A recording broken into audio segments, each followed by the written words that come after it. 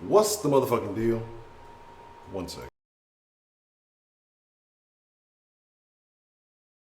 Give me one moment. I have to fix something. This is terrible.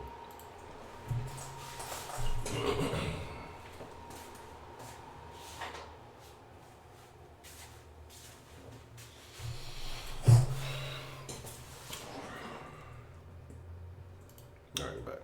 What's the motherfucking deal, man? Welcome to The Den. If you don't know, The Den is the best conversation on the internet. I thank you for joining me this evening. It should be a very interesting conversation. And the reason why this is the best conversation on the internet is because of you wonderful people. Yes, you people. Let's get this going. Shout out to Cultured. I appreciate this more than you know. And Honcho HTX, you can catch my personal Instagram and Twitter if IG is back working. Hit the like button, man. Let YouTube know you enjoy the conversation. Subscribe. Excuse me. If you're new, Den Show Live, Facebook, Twitter, Instagram. Den Show Live at Gmail if you want to send an email. The 10 a.m.s have moved to 1 p.m. And still 7 days a week at 10 p.m. You know what I'm saying? Den Show Podcast. You can listen to the streams if you missed them. You can catch them on the podcast. Yes, I don't wear any pants in the garage. Den Show Shop. If you want to get some Den Show merch, appreciate everybody who's copped some of that fresh Den Show gear. 833-284-3336. And if you want to call the Den line, send a picture message, text message, call, leave voicemail, whatever it may be. If you want to contact the Den, even when we're not live, that works. Streamlabs.com if you want to make a one-time donation to the channel. So shout out to everybody who's been showing love and supporting the cause as we continue on this journey. And shout out to all the Patreon subscribers. Appreciate all of you. You know, James, Stina Starry-Eyed, Goya, Dan the Man, Diana, Betty Spaghetti, Miss Grace, and of course, everybody's favorite, Donald Trump. Let's talk about some shit tonight. I kind of should have talked about it last night, but we're gonna continue to talk about it. Let me get all properly situated. And let's see who we have joined us this evening. And let's get into a conversation. I'm gonna talk like we gotta reach an understanding tonight. And I'm not saying you guys. I have a thing about being understood. The only time I ever get frustrated in life is when my words get misconstrued or I'm not being properly understood. And so I want to clarify some things tonight. We'll get to that in a minute. Culture the Newbie, Shelly Long, Nana Diana, Shannon Jones, what's the motherfucking deal? Rashida Reed, what's the motherfucking deal? Miss Bell, always good to see you, Miss Bell. Glad you could join us this evening. What's the motherfucking deal? Sweetberry, the Den Criminal, you know, better check that pistachio account. What's the motherfucking deal? Baker, man, glad to see you. Glad you could join us, man. Let me see, my name, what's the motherfucking deal? TR, what's the motherfucking deal? Nacho, good to see you, man. What's the motherfucking deal? It's your boy Roman. Let me see. Joe Anderson, what's the motherfucking deal? Looks like a new name. Prepaid, what's the motherfucking deal? Always good to see the man Prepaid. Eastside Hero, what's the motherfucking deal? Insane Beauty, what's the motherfucking deal? Man, yeah, they are not, they don't like me. And I don't give a shit, you know? And I don't give a fuck. And that's, they didn't want to hear what I had to say about the Confederate flag. A lot of people were upset about that. And, you know, some people may not get the sense of humor, you know, if you want to call it that. I'll be joking, but I'll be serious, you know.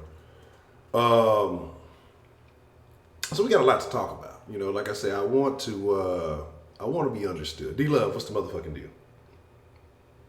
So it has to be, I have to be understood. You know what I mean? Female pimp, aka Big Tortilla Chip, what's the motherfucking deal? So we're gonna talk about the Kaepernick shoe, Betsy Ross situation, but I gotta get people to understand my perspective on things. Okay, and I think that's where people get misconstrued because usually it's one side or the other. You know, I don't care about being a coon. I don't care about being a CIA agent, an Oreo, any of this shit. Because I'm gonna be honest, I'm gonna keep it real with you. The live streams, you know, the internet, I operate a certain way because of the communication, because of the production of the show, how things need to be separate. So I'm not gonna argue and yell and really do a lot of that stuff. Y'all may see me, you know, get a little animated from time to time. But the thing I find funny is that all these motherfuckers who be super bold on the internet, these are the type of motherfuckers that you make piss your fucking pants. You know what I'm saying? Like these are the coward, that's the thing that bothers me the most about the internet, because people feel like, oh, I can just say whatever I fucking want, and it's just because it's like you're not going back up. You're not about any of these shit that you say, and it's like I'm not gonna waste the energy arguing with you. I'm not gonna do all that, and people really feel like they're getting these little internet victories, and they get it misconstrued with what real life is all about. But I'm saying all of that to say, I want y'all to understand my perspective when it comes to a lot of these racial issues and things like that. You know, I try to cover a lot of variety of topics, but I think people get it misconstrued. They think that I'm always going to be on the side of, it's not about anti-black, it's not about any of these things.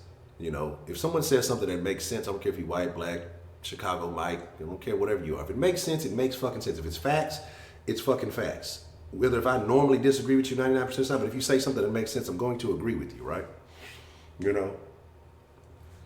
And that I can look at certain situations, I may not like what a certain person does. I may like certain things about them, and I'll highlight that, right? But this whole, you should feel this way, you should feel that way. And I'm trying to make sure, I may have been wrong. But I don't tell anybody, I'm not here to change anybody's perspective, except for Roman. We're gonna convert Roman. But I'm not gonna tell you, oh, you should feel this way, you should feel that way. There are no emotions in this game, and that's what y'all gotta understand, man. Like, I am concerned when you guys share stories, when you know, in certain situations, there is a personal level of concern. You know, someone asked me, Nacho asked me last night if you know, I show a lot of humility or humbleness on screen. That is real. That is 100% real. But at the same time, I have a low tolerance for foolishness in reality. And there's different ways you go about handling those kind of things. But, you know, I'm genuinely concerned. This is something I've learned and I've developed and you know, over the years, and, you know, doing more reading and kind of getting more in tune with myself. But I'm not with the crying shit, man. I'm not with the, like, I understand the things that happened in history, they happened. Guess what? Ain't no fucking amount of tears, ain't no amount of crying and being offended and being upset that's gonna change any of that fucking shit. And so I don't give a fuck, because I don't have a fucking time machine. Don't know what's his name, not Kevorkian. What was those old buddy name off of fucking Back to the Future? I don't know that nigga. But what I can do, the time that I can control, is talking to the youth and controlling my own future. You know what I'm saying? That's what I can control. When it comes to a lot of these holidays stuff, I'm not really big on a lot of holidays. And it's not a racial thing, it's because that's the way I was raised. I told you I was raised Jehovah's Witness. We didn't celebrate shit. It is what it is. So I look at stuff, again, a lot of these things when I approach it, like, I laugh because the shit is funny. Everything's kind of funny to me in a way. But there's no emotion. So when people get emotional about a lot of this shit and try to say, well, you got to feel this way and you got to feel that way, and you as a black man should, no, I fucking shouldn't. No, the fuck I don't. Me as a man first. Because this is what y'all got to understand about me. And this is the way I look at everything. I look at myself as a man first. People put their skin color before everything else. I put myself as a man first. I don't care if you're white, I don't care if you're Asian, unless you know karate. I don't want no plex with nobody knows karate. Indian, I don't care what your fucking race, your national, I don't care about any of that. I don't see anybody as better than me. And what a lot of people do is when they see, they say, well, I'm a black man. Well, then you've automatically attached a lot of those assumptions and associations that you have with black history and, you know, being oppressed and all that. You've added that on to that terminology. You know what I'm saying? Most people, when they say that, they're not saying, oh, I stand tall or I'm, you know, I feel equal. You're adding all that burden and oppression or whatever you want to call it. I'm not with that shit. So I address everything as a man first, and that's how I see everything, as a man first. Then I look at, you know, other factors, then I apply race. Am I oblivious to how other people see it? Abso-fucking-lutely not. I'm well aware of that. But just because that's how they see it and that's how they approach it, doesn't mean that's the same route I'm gonna fucking take, okay? Like, that's the problem, man. It's usually one side of the spectrum that tries to get people to move off emotions, feeling like, and guess it, and exactly. And I'm going to talk about that. Shout out to Dan the man, man. Shout out to Dan Strong. Because a lot of people, they look at shit, you know, I tell y'all, like, you know, of course, I can go look at the old oppressed history and just say, yeah, everything was oppressed and life is terrible. Man, ain't nobody ever cracked a fucking whip on my back. My mama done put that belt on my ass a couple times. My pops done put that switch on me a couple of times. But I'm not mad at them. What happened in history was fucked up. But guess what? I have freedom now. I have options now because of all of the things that those people went through. And to me, the most insulting thing you can do is sit still and say, well, I can't do anything because all of this stuff is still. That's an insult to what they really went through. You know what I'm saying? That's an insult from what they really fucking went through to where now it's this invisible fucking, I think they think racist. That's what we get a lot of now because they're white. I just believe that they think racist. You have no facts, but guess what? Until you prove it and show it to me, guess what? I'm going to keep moving. I'm going to keep pushing. I'm going to keep on trucking.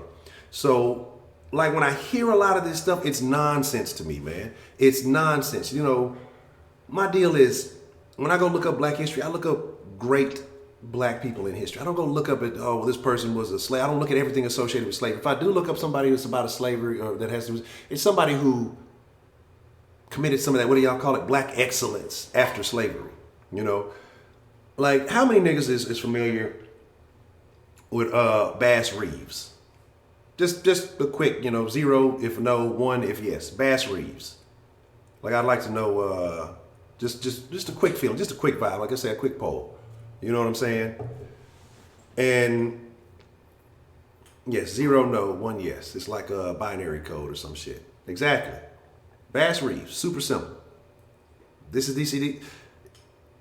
There's people that they teach you about because they want you to think a certain way. And this is why I say, like, maybe I'm just not operating like most niggas. And again, I tell you, I feel like I'm independent. I'm not going to blindly jump conservative. I'm not going to blindly jump, liberal.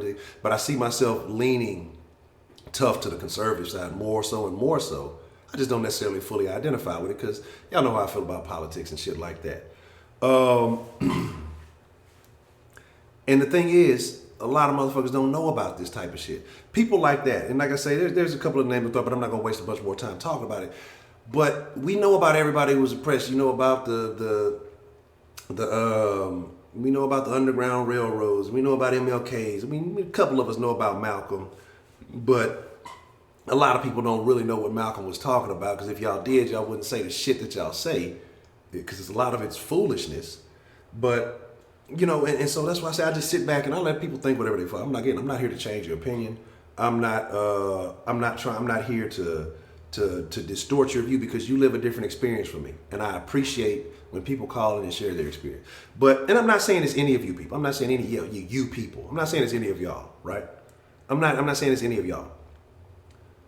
But what I am talking about is just when people I just want y'all to understand me. When I say, and from this point forward, when I respond certain ways to things, I don't have time for the crying. I feel like the crying period is over. When does the action start?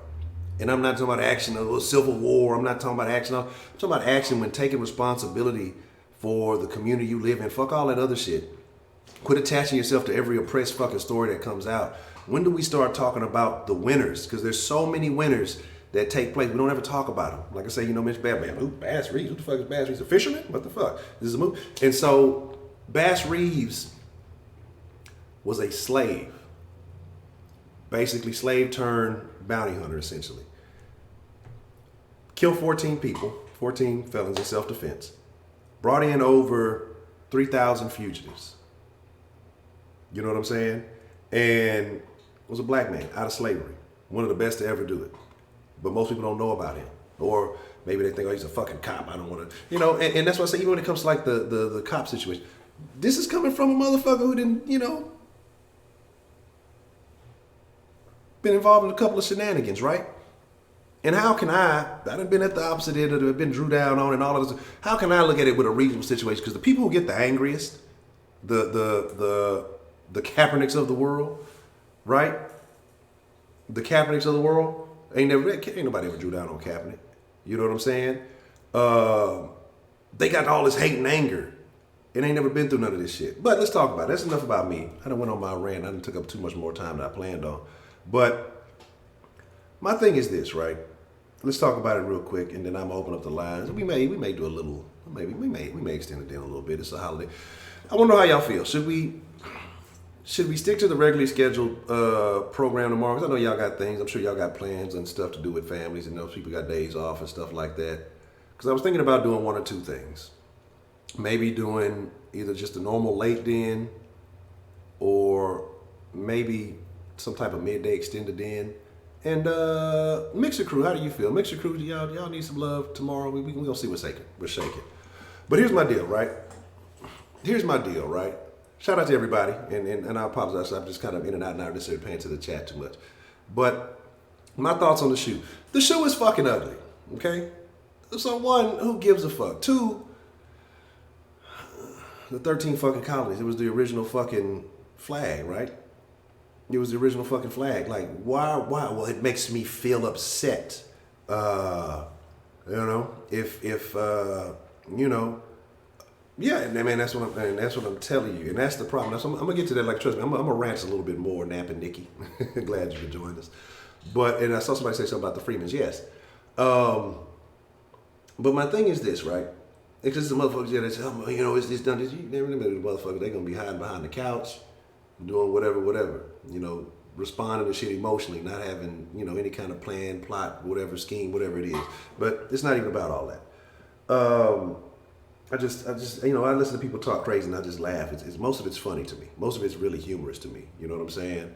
Yeah, and that's what I'm saying. You got the same niggas who have done successful things are pushing the oppression. Now, they ain't encouraging you to go look for the successes. Like, you gotta dig for that shit. Most niggas don't want to dig. The easiest shit you start digging for is the shit that the oppression on top. You gotta want to get to the good part of the cake. You gotta get inside. You want the good feeling, the feelings. Whatever it's called. You gotta dig for that shit. You gotta bite into that shit. Most people don't want to do that. Most people just rather complain and say, "Well, my strategy is, well, how did this motherfucker? He looks just like me. How did he do it? Came from similar backgrounds. I mean, how did he do it?" But that's too much to ask. It's easier to just complain, I think, and that's why I stay away from that. But Kaepernick, I got so many various thoughts on Kaepernick. How are guys like Kaepernick and Shaun King the forefront of the black movements? The Freeman's of Cherokee. And if I'm not mistaken, like I said, I don't know all the details. And like I said, it's been a minute since I've read up something. But even if I'm not mistaken, didn't Bass Reeves, when he went and when he escaped, because he beat somebody up for his statement, but he went and escaped, and I believe he lived with a couple of different tribes of Indians, and he spoke the languages, and I think that's what helped him with a lot of his abilities to be able to capture people. But we can definitely chop it up one day. Just send me a text, and we can definitely chop it up one day. But here's my thing, though, right? Here's my thing. Kaepernick and Shaun King, how are these the guys that are at the forefront of the movement, right? Right? How? You know what I'm saying? I think his mom. Is his mom the white one? His mom's white. And again, man has been had a pretty quality life. Shaun King ain't even black. Shaun King is a white guy. Malcolm X told you about people like that. You know what I'm saying? And because it's the same people who complain about, there's this depression and they doing this to us, but these will be the same ones you push to the forefront of the movement. This is the reason why Rachel Dolezal was a leader in the NAACP and now she's a confused cuckoo. These are the people that you're willing to push to the forefront because they look a particular kind of way. It's nonsense, man. It's fucking nonsense. I don't comprehend it. Gene, what's the motherfucking deal? Marie Antoinette, what's the motherfucking deal? And so it's crazy stuff. I don't comprehend it. But let's talk about it. The shoes are fucking ugly. I have nothing against the fucking flag because it was history. It was the first fucking flag that they were using. You allow some people, these groups are using this flag as racism. You had two incidents. A group of kids who used that flag when Trump got elected. So those kids are, I guess there's just a group of racists. There's some group that they're saying allegedly used it with something else. And then it's what the Department of Veterans Affairs, if I'm not mistaken, has the current flag and the old flag together with the eagle, right? So do we got to go shut down all this other shit? Do we got to shut down the Department of Veterans Affairs? Like, who gives a shit? Like, when you go hunting for shit on a daily basis to feel oppressed by, I don't feel oppressed by no fucking flag. I don't care And when we talk about the Confederate flag, I understand there are people who view it differently. Some people say, well, that's just, I look at it as history. Some people say, hey, I view it as racist. You're entitled to feel however you want to feel about it. Now, old buddy with the business was dumb because you're doing business in a black community or wherever it is. Maybe it's not a black, I don't know where they were at. I don't know Atlanta's layout. But, you're going to have people who are going to have certain feelings. So I'm not mad about how they handle it. If that's how they feel, that's the beauty of America. That's the beauty of capitalism. That's the beauty of having choices. That's the beauty of being able to be an independent contractor or to be whatever it may be. I'm not even mad at it. I found the whole situation to be humorous. Like, you have the choice to do whatever the fuck you want to. That's the beauty of this country. You have the right to refuse services to anybody you want to. You don't have to use the services of anybody you don't want to. But getting back to the Kaepernick and the shoe thing. People worked to put these shoes out, point blank period. And I'm not even so mad at Kaepernick because, hey, if you got power, flex, you do what you got to do. Use it. Look, I'm not mad at anybody who's acquired the ability to do this goofy shit. But it's a couple of things that happens from this. One, I'm extremely disappointed in Nike. I'm disappointed because you basically, the person who designed these shoes, the people who worked on making these shoes, the little kids in sweatshops all over these third world countries who worked so hard to get these shoes out. But that's the thing. The people who want them, go get. Why stop them? You know what I'm saying? I'm not rocking it. I'm not rocking them hoes. But hey, allow people to have that choice. But because Kaepernick feels oppressed, you got millions of dollars, and I know people say, well, money doesn't mean you're not oppressed. This is true, but it's not true. Money gives you fucking options, right? Money gives you the opportunity. Hey, I'm just saying, hey, it's facts though, it's facts. But my thing is, because this one man cried about it, and then people, once he said something, everybody's going to be in an uproar. I see people, well, I'm glad Kaepernick taught me something my history teacher did not. Kaepernick ain't teach you shit. He tweeted crying about fucking Betsy Ross. Man, there was a lot of these same stars on this damn flag that we got now that was around during Jim Crow and all these other stuff. So should we just throw away the whole American flag? Because there's going to be people who are offended by the flag no matter what the fuck it looks like, no matter what the fuck it is, no matter what the fuck is going on. Like, come on, man. I get it. I just can't give a fuck. Like, I don't understand the uproar. Like, I could understand if you're a shoe collector, you like, man, I'm waiting in line, I'm finna get these shoes, they finna come out, and then the day before, they just shut them hoes down. You know what I'm saying? Like, oh yeah, they up there now. So shout out to the motherfuckers who got their hands on them hoes and getting the flip on. Like, I'm not tripping on that at all. But I don't understand. Look, let me tell you something. If I'm sitting on a few million, I don't care if Nike paid me the few million. I'm not giving a shit, man. Sell all the flag shoes you want. I don't mean that shit does nothing to me. You know what I'm saying? That shit does not. I look at them shoes and I'm like, those are sketchy. If you like them, cool. The flag don't mean shit to me. Like, I don't care. Like, I feel offended by these shoes. Like, y'all gotta understand, when does it stop? And this is my thing is because now, you know, the image of black men used to be strong, angry black man and, you know, all this other stuff. Now, when you continue to allow these type of behaviors, now it's the crying black man. Now it's about he's crying. He cries to get his way. It wasn't, you know, remember back in the day, late 80s, early 90s, you used to be scared to go through certain neighborhoods. Now, motherfuckers don't give a fuck. Motherfuckers gonna cry them to death. You know what I mean? It's like, that's the image that it portrays. And the reason why I get upset about this shit is because regardless of how you feel, certain people's actions will have a residual effect on you.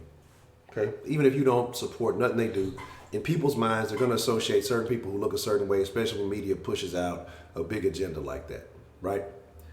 And I have no problem. I'm going to be 100 with you.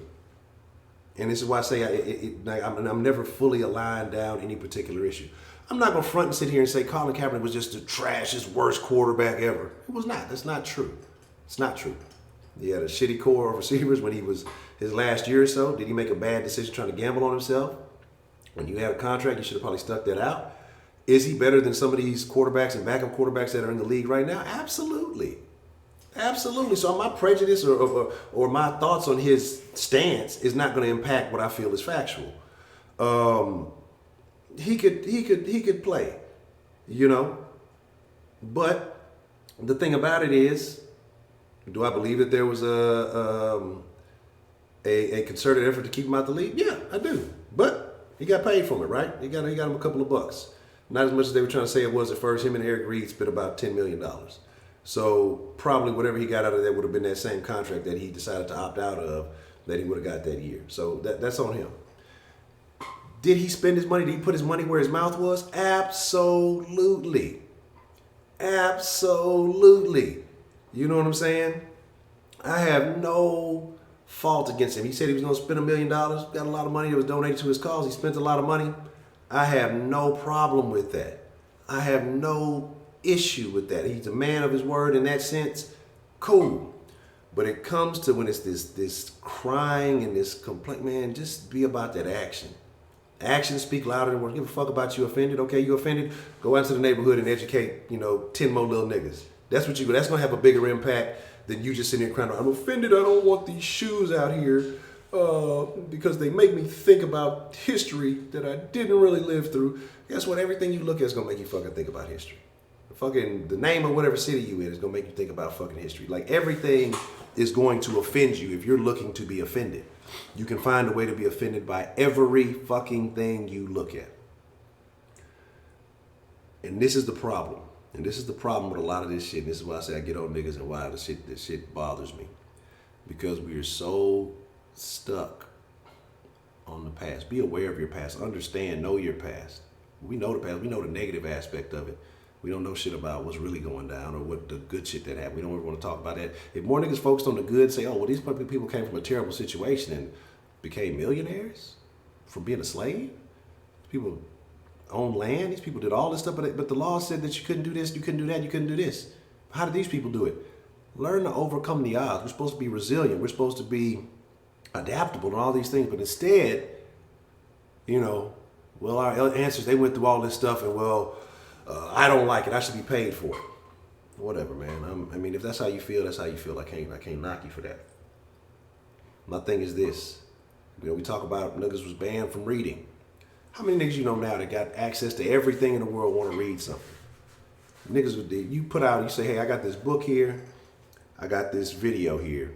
That is basically a summary of the book. What are they going for? What are they going for? They don't want to read. Niggas don't get so all this stuff that we're upset about, back then I think it would have had a bigger impact if they had access to it and those things. But guess what? A lot of people didn't take advantage of the shit when the opportunities came. And so this again is a continuous effect. But now you got people like Kaepernick crying and complaining about a pair of fucking shoes, man. Alexis Archie, appreciate the love. Shout out to Alexis Archie. I'm not sure about the name, but thank you. But my thing is this, man. Stop crying. Start implementing more action. I know I've been talking for 30 minutes. I'm gonna open up the line here, and we're gonna get into some good conversation. It's just my deal is like, man, stop the nonsense. Fuck all that crying. Let people do what they do. And we need to be more focused on building, more focused on growing. So focus on the fucking future instead of the fucking past. Because guess what? We're so busy looking at the past. Now when we turn around and look left and right, now you got a bunch of little fruitcakes, doing all kind of fucking suspect ass behavior. And we wonder, well, how did this happen? You got all the girls, they all want to be Cardis and strippers and all this other stuff. And well, how did this happen? Because we were so worried about some other shit that we didn't worry about the future. We didn't start focusing on the future and building up opportunities to give to these people. You know what I'm saying? And so now they don't have these options because we didn't teach them to look forward to these options. We didn't teach them to look forward to the value of these things, man. Can't put the 10-minute rule on me, goddammit. I got the 32-minute rule. But I'm about to open the line. Give me just 1 second. And let's get this party started. I appreciate the love. Shout out to Dan Strong. Shout out to Alexis Archie. We're gonna get into some conversation tonight. Whether you agree or disagree with me, let's turn it up tonight. I'm ready to argue, goddammit. I'm ready to motherfucking argue. Let's make it happen. Give me a second. I'll put y'all on a Honcho hiatus for just a second, and then we're gonna get this party started. So get your thoughts together. I have a line ready with memento, and we're gonna get active. We're gonna get real active.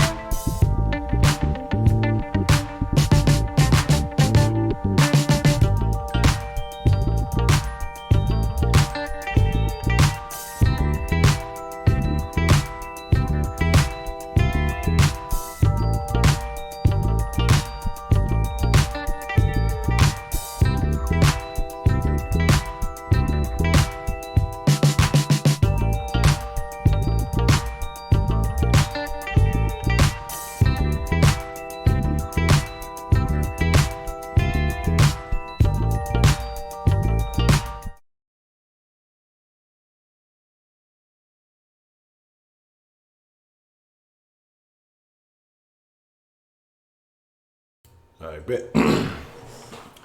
Let's get back into it. Let's get some good conversation. Give me just a second. Let me boot up the line here. All right. So you got Baker, man. I see you say you're finna be sliding to Mexico soon, right? Let me know, man, where I can watch it. You feel me? Oh shit! Don't tell me it's doing that shit again. Give me a second. I don't know why it does that. Okay, it's on. It's tripping with the short call shit. Let me reboot the line. And I wonder if it has to do with the fucking Bluetooth. I wonder if that's why it does that. All right, give me a second. It's doing a quick. I see two particular numbers. It is a competition to see who will be first. Very, very interesting. Very, very interesting. Yeah, let me see. Let me look. Let it boot up. It's almost rebooted and tooted. and then we're gonna get into it. We're gonna talk about it. I don't know why it's connected to the actual phone for some reason, and I'm able to reset my celly telly. Oh man, that's hilarious. Yeah, that's a story I'm gonna have to save for one day. The celly telly. You know, motherfuckers try to make something cool that's not really that cool. They really be trying to make something into something that's not cool. Say, dog, you see my celly telly? Nah, nigga, I don't know what the fuck that is, man. You know what I'm saying? Like, I don't know what the fuck the celly telly is. Oh, but part of the problem, maybe I need to put it on the right fucking number, huh? I'm assuming. All right. Hopefully we didn't reset it. Hopefully it's acting right, and we'll try to get it right. I see it's jumping on and off. All right, let's see. All right, let me see. Here we go. Fix the mic, goddammit. Hold on. Can you hear me now? The line is jumping. What's the motherfucking deal? Who we got calling into the den this evening? Oh, shit. Guess it took too long to get the mic active. Uh-oh. The line is hot. It's hot fire on the line right now. And the line is active. What is going on? Is it back doing that bullshit? It picked up the phone that time. Now it's like it's on some trippy shit. Let's try again. What is going on? Hold on. Because now it's cutting on and it's cutting out. What's the motherfucking deal? Who we got calling into the den this evening? Honcho, what's good? What's the motherfucking deal? Mr. Prepaid, how you doing tonight, man? I'm blessed. How you doing, brother? Man, no complaints, man. Life is good. I'm ready to get started on this fraud. Well, let them have it. Colin Kaepernick is a fucking fraud. He ain't no different than the Sean Kings of the world. He's another half-breed, wannabe nigga acting out and want y'all to go off y'all emotions to side with him. So let's get into it. This is the reason why Colin Kaepernick is a fraud, and I keep telling y'all this. To this day, no one knows that he was protesting. The reason why none of us really know, we just inferring what he was protesting. It was about social injustice and black people getting killed. Colin Kaepernick was drafted in 2012. You know who was killed in 2012? What's that? Trayvon Martin. Out of everybody who died, Trayvon Martin is one who didn't deserve to die. He played football in 2012. Came in the league, learned behind Alex Smith. For those who know football, the next year took over, became a starter. 2013, what happened? They go to Super Bowl. People getting killed in 2013. 2014, goes 8-8. Still no protest. Niggas still getting smoked every day. 2015, he goes 2-8. Now all of a sudden he want to take a knee for social injustice. No, he seen the writing on the wall. The NFL caught up to his ass. See, for those who don't really watch football, people don't know this shit. Anybody can be good in football for their first 1 or 2 years. See, them defensive coordinators get that motherfucking film on your ass. They start to learn them tendencies and how you drop that shoulder when you finna throw it deep, or when you finna take off, how you dip your head a little bit. They catch on to the shit. He ain't out here fighting for social injustice and those who've been wrongfully killed. He became a protester because he knew his career was flaming out. And for everybody saying, oh, he was better than such and such, why he ain't getting a job? Man, that nigga sucked at the end of his career. He was terrible. He was fucking terrible. Man, so as bad as Sanchez still had a job, man. You wonder why Sanchez still had a job? For the same reason every old 38-year-old white man got a job in the NFL. They do their job and shut the fuck up. That's what a backup quarterback's supposed to do. You know what he don't do? He won't do his job and shut the fuck up. Backup quarterbacks are seen, never heard. What's the white boy that just retired? I can't think of his name. He played like 17 years. No one even knew. Damn, 'cause he played everywhere. I know what you're talking about too. Damn, I can't think of his fucking name. Damn it. Not Anderson. I can't think of the white boy name. Played 17 years as a backup. And that tell you where he is, right? You can't remember his name. He's been everywhere too. He's been on everybody's team. Been everywhere. They said he played almost 20 NFL teams. I think he played like 19 NFL teams. But, this is what a backup quarterback does. Yeah, was it Josh McCown? Okay.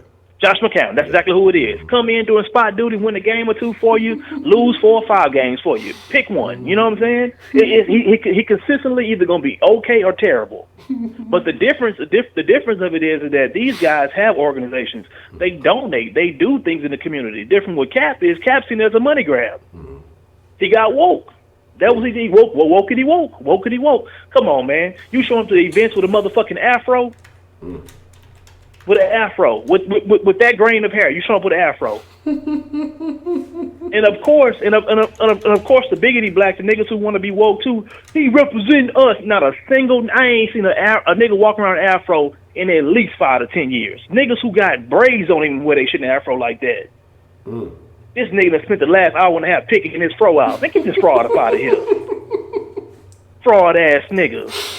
Wearing T-shirts with the black fist on it, talking about social injustice, then wearing shirts talking about a shirt with the kill the cops, these pigs and shit with guns and stuff on it. Man, sit your ass down somewhere. And for all y'all like, he black, it's just different because he got like biological parents. Man, Kaepernick been living with that white family his whole life. His ass been privileged his whole life. If y'all want to Google something about Colin Kaepernick, y'all ain't know, Colin Kaepernick has scholarships to play golf in college. Damn. Golf. How many niggas you know getting golf scholarships? Colin Kaepernick was also on the tennis team in high school, was a beast. Those are privileged sports. That ain't some shit that niggas grew up struggling playing. He ain't never struggled.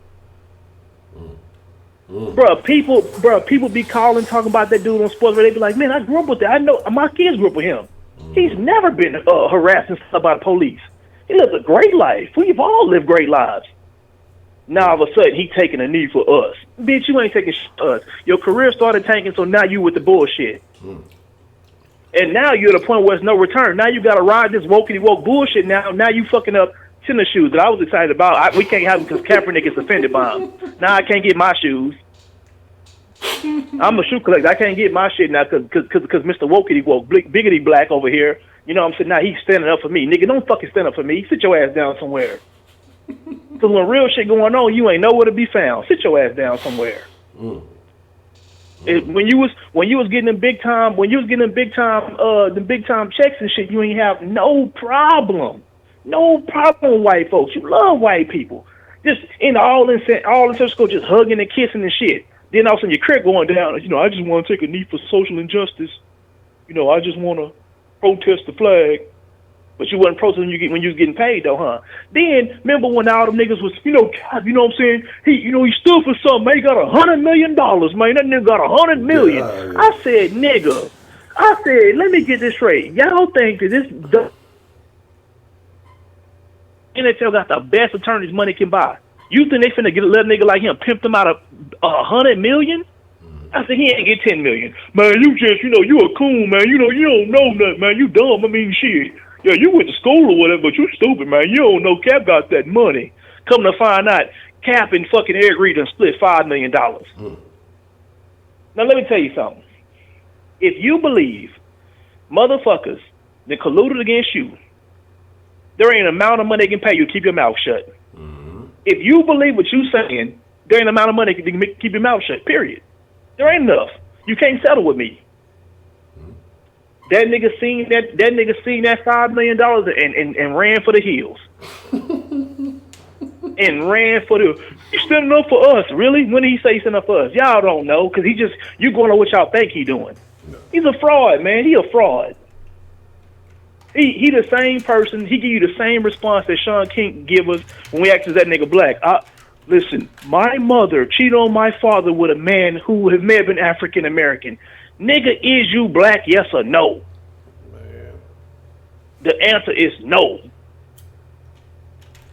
The difference between Rachel Dolezal, Sean King, and Kaepernick is y'all accept Sean King and y'all love Cap because he fighting for y'all, even though y'all ain't fighting for shit. So that's who y'all ride with. All of them frauds. At least Rachel really on the front line fighting for niggas. She was a part of NAACP. She held an actual position. She was taking care of business. She just found out that bitch was white. She the first white person to lose all her edges wearing box braids. That's all that was. Man, you saw, I think she had like a YouTube tutorial or some shit about some box braids. Somebody was like, where your edges at? It is just, Man, if you watch the video- that girl hair was getting all kind of ripped out. And let's throw this out here right now so we can talk about this Bessie Rose flag or whatever Bessie Ross flag, whatever bullshit that is. Yeah. You know that there's professional teams that still use the actual stars off of that, right? The 76ers use the stars off of that on their jerseys. You know who was caught sitting courtside about 2 or 3 years ago? Who was that? Oh, our good old friend, Mr. Biggity Black Colin Kaepernick. Nah. Of course he was. Of course he was. Of course he was. Full Nike attire, Jordans on the whole nine. It's just kind of crazy that you didn't protest the flag then when it was on all the 76 jerseys, but now all of a sudden you can't take it. The Mad Maxes just can't come out. It ain't right. And let me say something to y'all real quick before I get off this phone. We are Americans. If you born in America, I don't care where your parents from, you American. You can't go to that country because if you could have went, you'd have went already. You probably went. It was too motherfucking hot. Brought your ass back up. Get together. White, black, Hispanic, Asian, whatever you are. If you are American, we all American. Black people. It's okay to love America. We can't go nowhere else. You can't go nowhere else. This is it for you. We're going to go back to the motherland. Go take your ass over there. The niggas might eat you for the plane even drop your ass off. It's okay. It's okay to be patriotic, bro. Tomorrow's 4th of July. I don't give a fuck about none of that bullshit, man. You got kids, get up, take your kids, go pop you some fireworks, get on that grill, cook you some hamburgers, some hot dogs, enjoy yourself. Because we ain't never been slaves. If you are alive right now, you in the den, you ain't never been a slave. You've been free your whole motherfucking life. Man, stop listening to that bullshit propaganda. Go enjoy you some motherfucking watermelon, some lemonade, some motherfucking some potato salad, some baked beans, a burger, a hot dog, shit. Hopefully y'all go buy some hot dog buns this time. I don't give a shit. Enjoy yourself. Fuck all that. I'm sick of this shit. And get you some ice cream, man. Watch you some baseball. And watch you some baseball, man, and be thankful. You live in the greatest country in the world, man. It's okay to enjoy that shit. Be thankful. Yeah. That's it for me, man. Y'all be blessed. Already, man. Appreciate the call, Prepaid. All right. Already. Like Prepaid and got the party started. Who's up next? Man, look. Got the thoughts popping that twat. Oh, shit, where the spot at? Look, I'm trying to see where it's happening. Where is it going down? What's the motherfucking deal? Who do we have calling into the den this evening?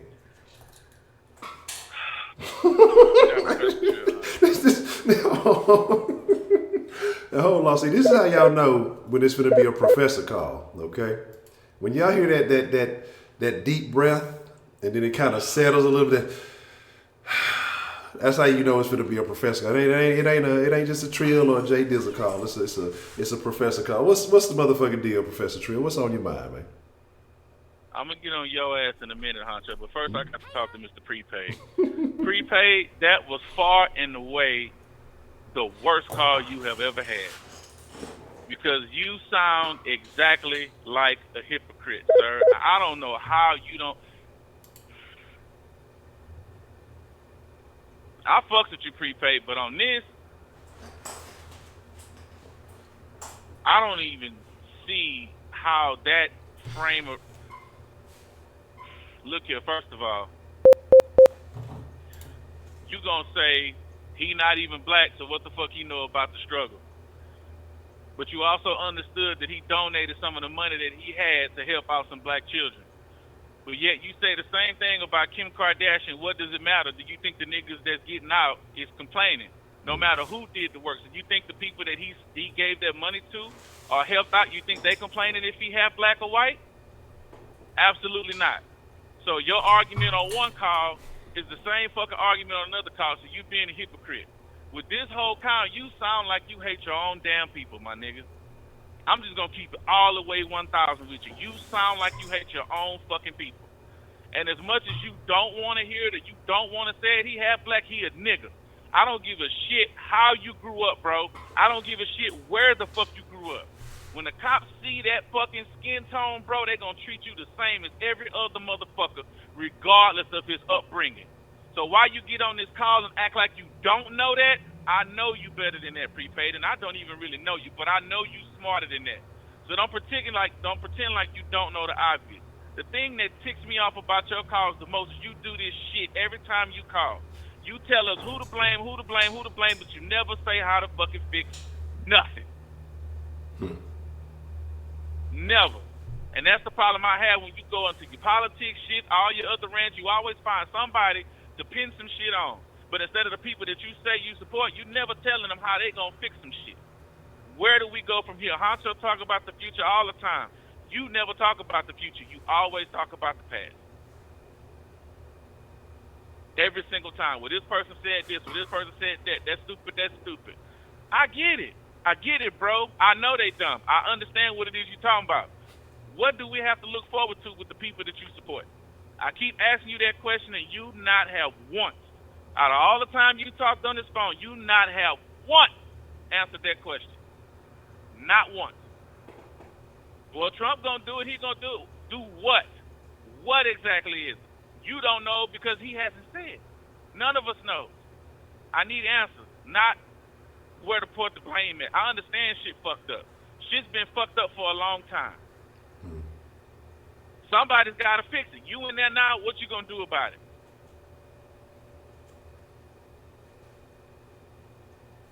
So I'm off that. No, I'm back on that. Because then you're going to say, the man was terrible. Let's talk about this real quick. His team was shit. And you want to know why his team was shit?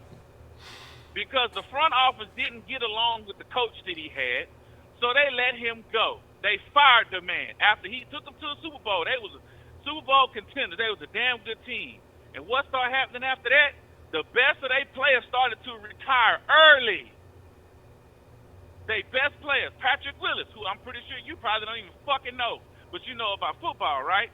He retired early, which was very uncharacteristic of him. I think they had a left tackle. I can't remember his name right off the bat, but he was one of the best ones in the league, Joe Staley. Left. A lot of their coaches that were good coaches left. They lost. That team went to shit really quick. Then they hired this other bullshit ass coach that nobody remembers because he only coached for 1 year. And you gonna put all that onus on the quarterback after getting the new system and all that old shit. It's on him because he was terrible, right? But if you really, because you love to pull up the stats, you go back and look at them statistics. He didn't play half bad, bro. Considering all the talent that they lost. But you don't want to talk about that because you just don't like him and the way he did and what he did. Then you're going to say he did all that shit for attention.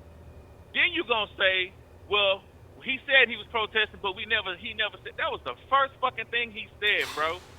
When they first fucking asked him that question, he laid it down exactly why he was protesting. So now all of a sudden, you who hears and remember everything and know all the fake shit, but you forgot that.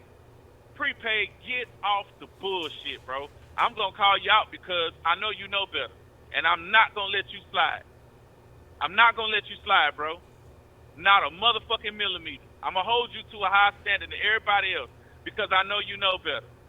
But I'm telling you, the way that you were talking tonight, that didn't sound like the prepaid I know. Because you just went all the way around the facts and just went to your feelings, how you felt about shit. You felt like he wasn't good. The statistics don't prove otherwise.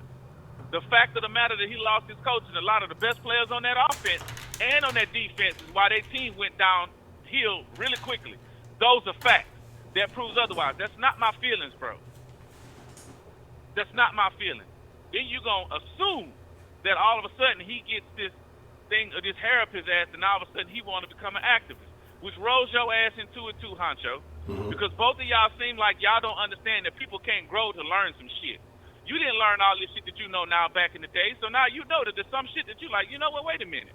I wasn't paying attention to this shit before, but this ain't right. Why am I the only one seeing this? But somebody needs to say something. Somebody needs to do something. And you know damn well every nigga in the NFL know they feel that way, but they didn't want to upset their money. This man was willing to do it. And you going to call him fake for that? I don't think you know what real is, brother. You might not like the way he did it, You might not like the optics of it. You might have just told him, look, you should have just shut the fuck up and played ball. Then you called him a backup quarterback. He wasn't that until they finally benched him because he was so bad. Until they put the backup in, and he was worse. He was way worse. Then they was like, oh, well, wait a minute. We might need to get him some weapons. Well, no shit. So I don't get where you coming from with that. And Honcho, you in your video earlier, Lord have mercy.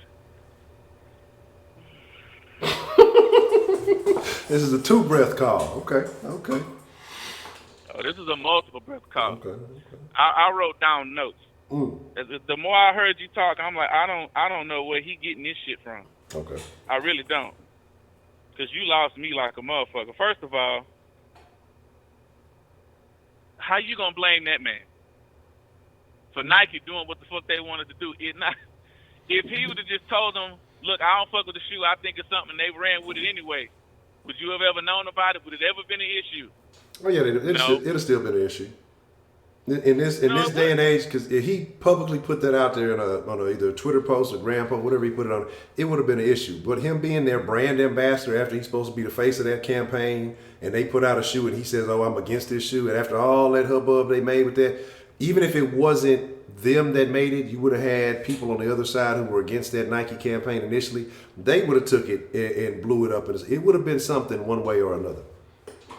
But you don't necessarily know that. You assuming. But the likelihood is high. But you're correct, I'm assuming. But the likelihood, in this day and age, with the way things are working, I believe the likelihood would be very high that one way or another somebody would do it. Does he have any history of doing this before? Where he just coming out and saying how he feels anytime anything happens? Nope. He says it once and then he lets it alone. That's the same shit he did with the protest. But isn't it a different deal when he's, again, like I say, after he's kind of the face of this company, after he is, they've signed him to this deal, they made, like I say, put him on the commercial. So he has a little bit more pull in this situation than he does in the NFL. But he doesn't own Nike. He doesn't run shit. That's just his opinion. You got to put that on Nike. Nike chooses what they put out and what they don't. Because there's a lot of motherfuckers that don't like Jordans, but that don't stop them from putting the motherfuckers out. There's a lot of people that complain about the prices, but they still put them out, professional or otherwise. So you can't put that on him. That's on Nike. They chose to pull it. They didn't have to. They could have ran with it, no matter what the fuck he said about it. You think he got it in his contract anywhere where he gets to decide what they put out and what they don't? Fuck no. Come on, Honcho, you know better than that. Okay. Act like you don't. But I did believe I said that it was a bad move on Nike's behalf too for allowing that, because that's going to continue to allow. No, it's not too. It's just a bad move on their behalf, period. Because they chose to buy into that bullshit, no matter where the fuck it came from. It don't matter. Second of all, the shoe plant that they decided not to build or whatever, that cost the jobs that you was talking about, and you was putting it on him, is he going to replace these jobs? You mean to tell me that plant was only going to make that one fucking shoe? That they couldn't have still built that plant and still made all their fucking shoes? But it's not about that one shoe. Absolutely not. It's not about the one shoe. Absolutely not. No. So that point don't make no sense. Okay. Now the fact that no, wait, hold on.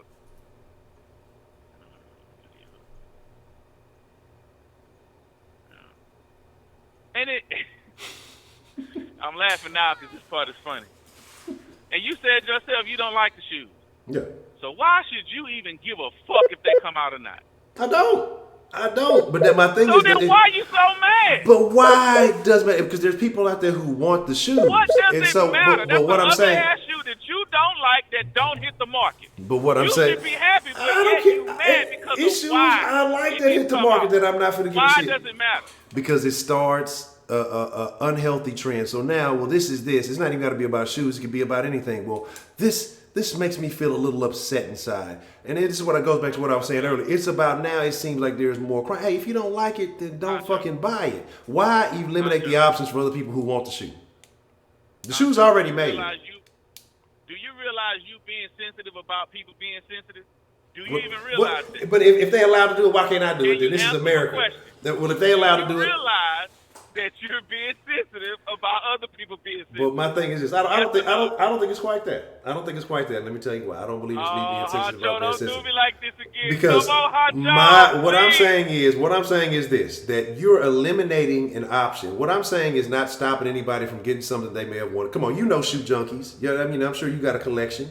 So there are people. Can you say true or false that there are people who have been waiting for this particular pair of Air Max probably since they got whatever release or whatever information that these are coming out on the 4th of it. It's going to be some people it's going to be a market for because Nike wouldn't put it out what some people said that they would buy. Okay.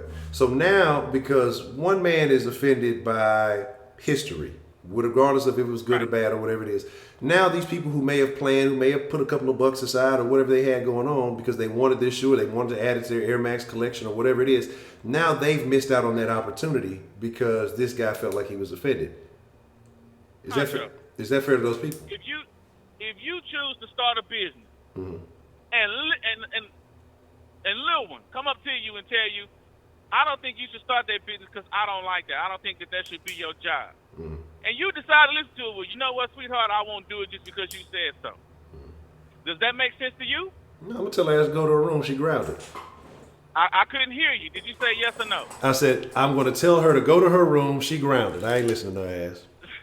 You still didn't answer the question. That's my answer. Hey, That's my final like answer. That's my final answer, and I'm sticking to it. I'll tell you, you're going to make me say something you don't like, man. You're going to make me say something you don't like. Don't do me like that, Honcho. Come on now. I came in here civilized and precise.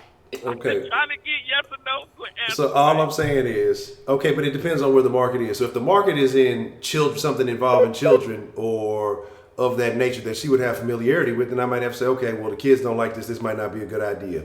But if there's already a market for it and I know that people are going to purchase it, then no, I won't. You can't do that, Honcho, because everybody wears shoes. Okay, then why take That it off the market is market? for everybody. Well, So why you take can't just say, well, because of who he is, that his voice is more important than everybody. Everybody wears shoes.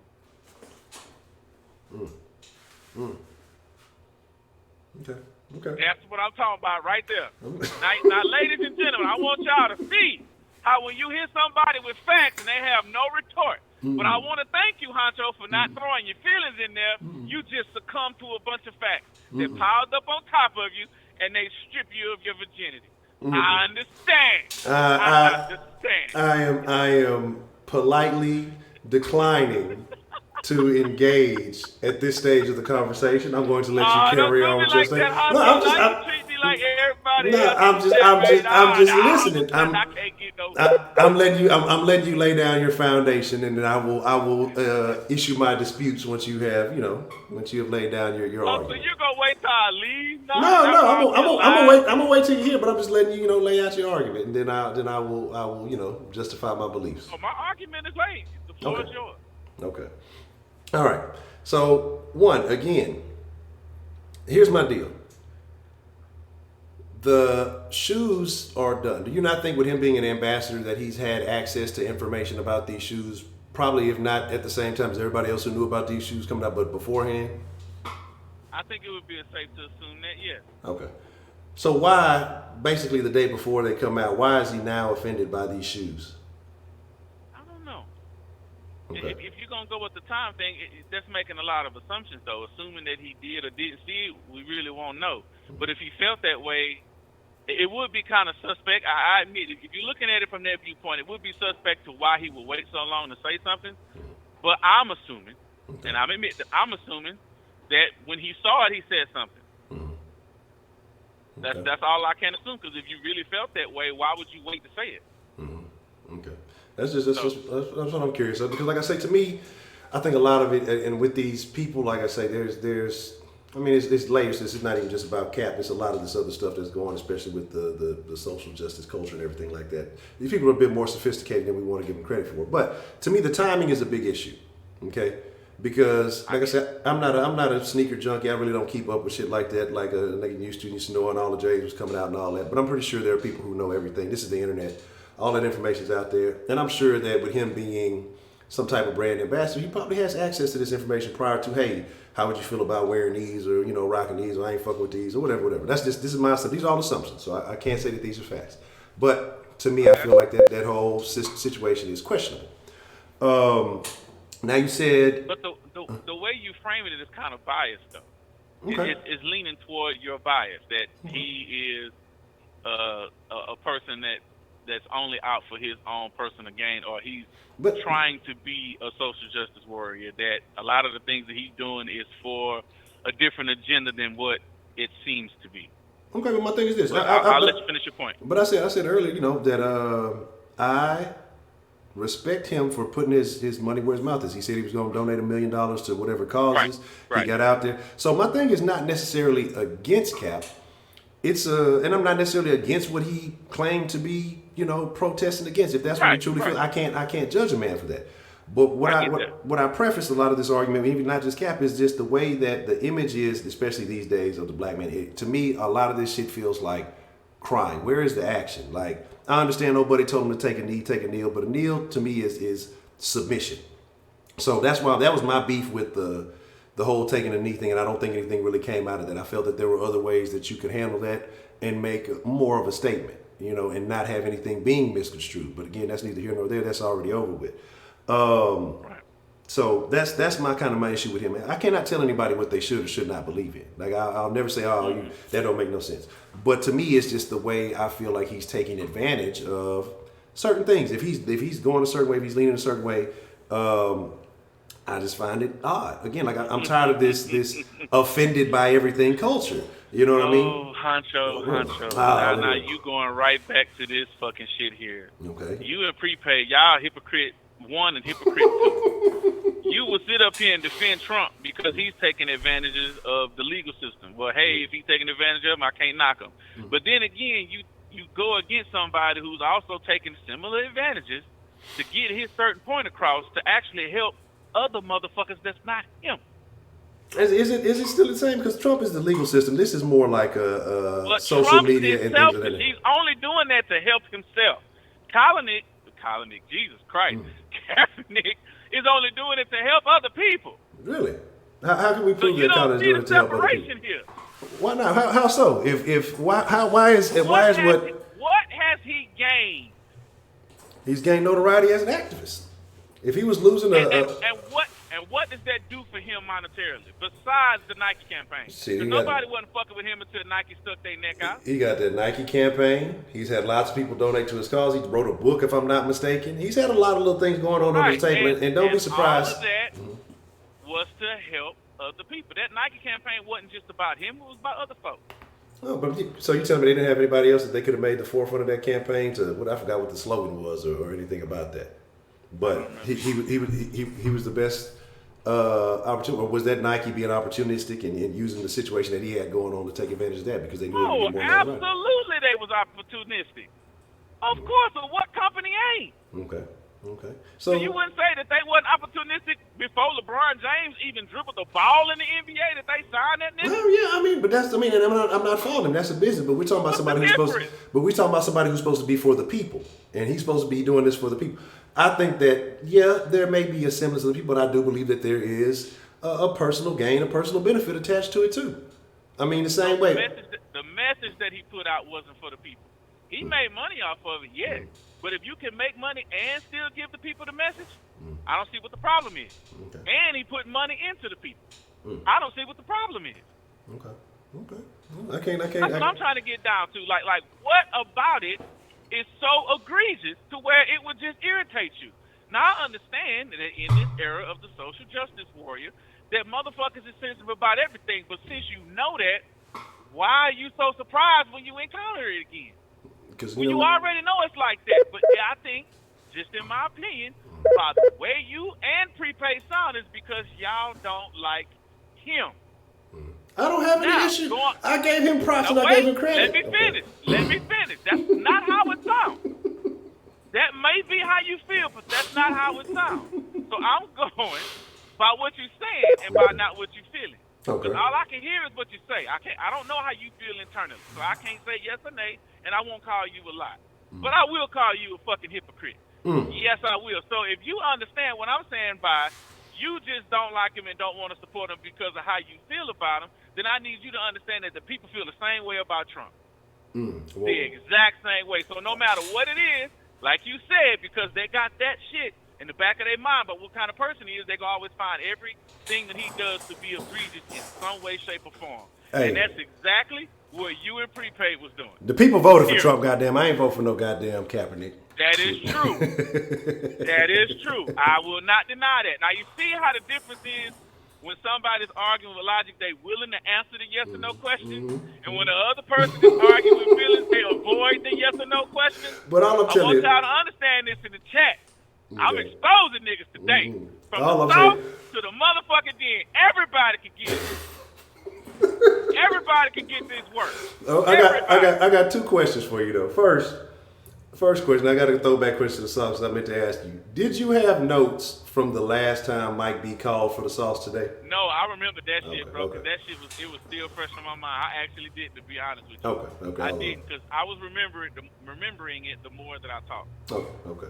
And then the second thing is, here's my deal. I have no issue with anybody standing up for what they believe in. I've said but from even back in the sauce when I was talking about it, my issue was the manner in which he went about it. It's not because it's during the flag time. I don't care about any of that. My deal was the kneeling. I'm tired of the submissive imagery that is getting associated with everything. Like, if you really about some shit, you got to fight for some shit. You got to. People have to start taking a more aggressive stance. Now, am I siding with Cap on anything? Absolutely not. Like, I'm not, but I don't hate Cap. I don't give a damn. I even said Cap was better than some of these quarterbacks that's in the league. And I felt like the NFL did collude against him. I said those things. So there are parts where I understand what he went through, but I think his opportunity wore out. And then I think that he found another opportunity and capitalized on it. So, I mean, I have no issue with what he did. But my thing, and this is specifically, no problem with it. my thing is specifically right now is about the shoe. Crying about the shoe. The shoe is already made. The shoe is already supposed to come out the next day. You don't like it, so why do you care? But somebody else I can does. see It's if a lot you of. were looking forward to it, and it prevented you from getting it.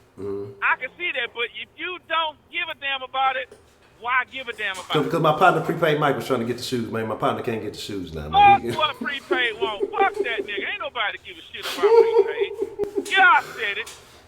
But all I'm saying is Now, this, man. Prepaid, you still my nigga, but I just vehemently disagree with you, bro. And just the way you sounded, you didn't sound like the Prepaid I know. Okay. Not to say that I know you better than you do, but your argument just didn't make sense from the past things that you said. And I pointed all of those facts out, so I know you're going to call back. But I'm real interested in what you're going to say and how you're going to attempt to defend yourself. Because, sir, I don't think that's going to be possible. Okay. And now, Respectfully. And now, two things I want to cover real quick because you made two other little comments, and then the other one was the shoe plant deal.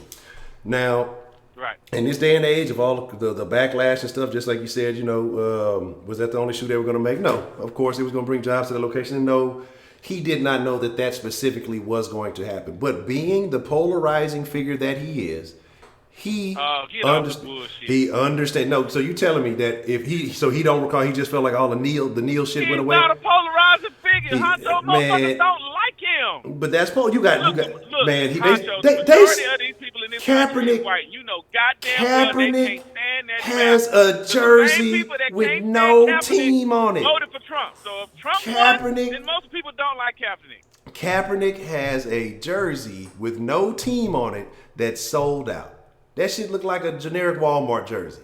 And motherfuckers bought that bitch, and that bitch sold out. So it's somebody out there fucking with Kaepernick. It's some motherfuckers out there fucking with him. So it's going to be a side that's going to rock with him. It's going to be a side that cannot stand him. And if we want to talk about, if we want to play that angle, they voted for Trump. And well, okay, we can play the card I hate to play, but I'm gonna throw this out there just to prove a point. Well, didn't Hillary win the popular vote? So in there more people who are more likely to side with Kaepernick than actually, without the electoral college to rock with Trump. So are there more people who would actually be on why not? Why would it be more people who would actually be on Kaepernick's side? As well as I do, that when it comes to that flag, all bets is off. It means different things to different people. Period. Point blank, period. I don't care about the flag in one way or another. I really don't. I don't care if people want to rock it, stand up for it. Look, do what you want to do. Free country. I don't care. It don't bother me. But just don't come fucking with me about what I decide to do. Okay. That's all I'm saying. Okay. If you got the right to do what the fuck it is you want to do, I got the right not to. So back up on off me. Okay. So I got one last question for you, and I'm gonna let some motherfuckers get in. You know, because I see the time Nazis in there hating, but y'all got to deal with it. This is important conversation. I'm gonna give y'all some extra damn time tonight, so don't even trip. Shout out to Dan the man, appreciate the love. Y'all should be thanking me, goddamn, and not complaining about my length of my call, you motherfuckers. So for each one of y'all that complain, which I'm sure, and I'm making a guess here, and I know Heidi ass was one of them with her hating motherfucking ass. You ain't shit, Heidi. Just a fucking. But anyway, go ahead and ask the question. Okay. And here's my last thing. When you see the flag with the 13 stars on it, is the first thing that you imagine is oppression, or is it nonchalance? No. Okay. No, because to me, that's how the country got started. And I understand that there was slavery going on at that time, but to me, the rebel flag, that means more on slavery because them motherfuckers literally fought the other side of the country so that they could keep whipping niggas. That's just how I feel about it now. It is part of the history. Yeah. But when you on the losing side, you don't get to keep your flag. And then It's just that fucking simple. That I can understand. Once you out, you lose the war. That's it. It's a wrap. So I understand for some states or some people that they ancestors or whatever died and shit with that flag, and they look at it as a way of life instead of, you know what I'm saying, what it meant to somebody in the past. But again, the flag means different shit to different people. Yeah. So I don't agree, and I will say this: I don't agree with the shit that some niggas do, going and snatching up these white folks' flags off their trucks and yards and shit like that. Look here. They got the right to put up whatever the fuck they want to in their yard. All I'm saying is this. If you don't like that motherfucker for one reason or another, you catch that motherfucker on the back street where there ain't no cameras around and you handle your business. But make sure he don't know who the fuck you is, but you make sure you make him understand why it happened. I'm not advocating violence. I'm not telling nobody what to do. I'm just saying if you do decide to go that route, don't be stupid and get caught. Because if motherfucker lay you down in the front yard over that flag, well, that's your bad decision. Absolutely, and they got every right to, and it ain't shit you can say about it. Because the law's on their side. Straight up. Just like if y'all know some Atlanta Falcons fans, you know, and y'all want to go snatch their shit out their yard, now go do that shit. Fuck that Atlanta Falcons shit, but nah, I'm just talking shit. All right. Well, Professor Trio, I will give you somewhat, but I'm not gonna wholeheartedly concede to this argument. I wasn't expecting you to. Okay. I wasn't expecting you to. But I understand where you're coming from. But I think, like I say, I think that there are some differences. But I appreciate you calling. I know this ain't over with, so like I say, we gonna put this conversation on pause. Prepaid gonna fire back. I know he is, and I'm patiently waiting. Really? I'm like 50. I'm patiently waiting for a track to explode on. Come on with it, Prepaid. Come on with it, my nigga. I'm ready. That's a BET. That's been Professor Trill, man. I appreciate your call, man. All right, Honcho. Already.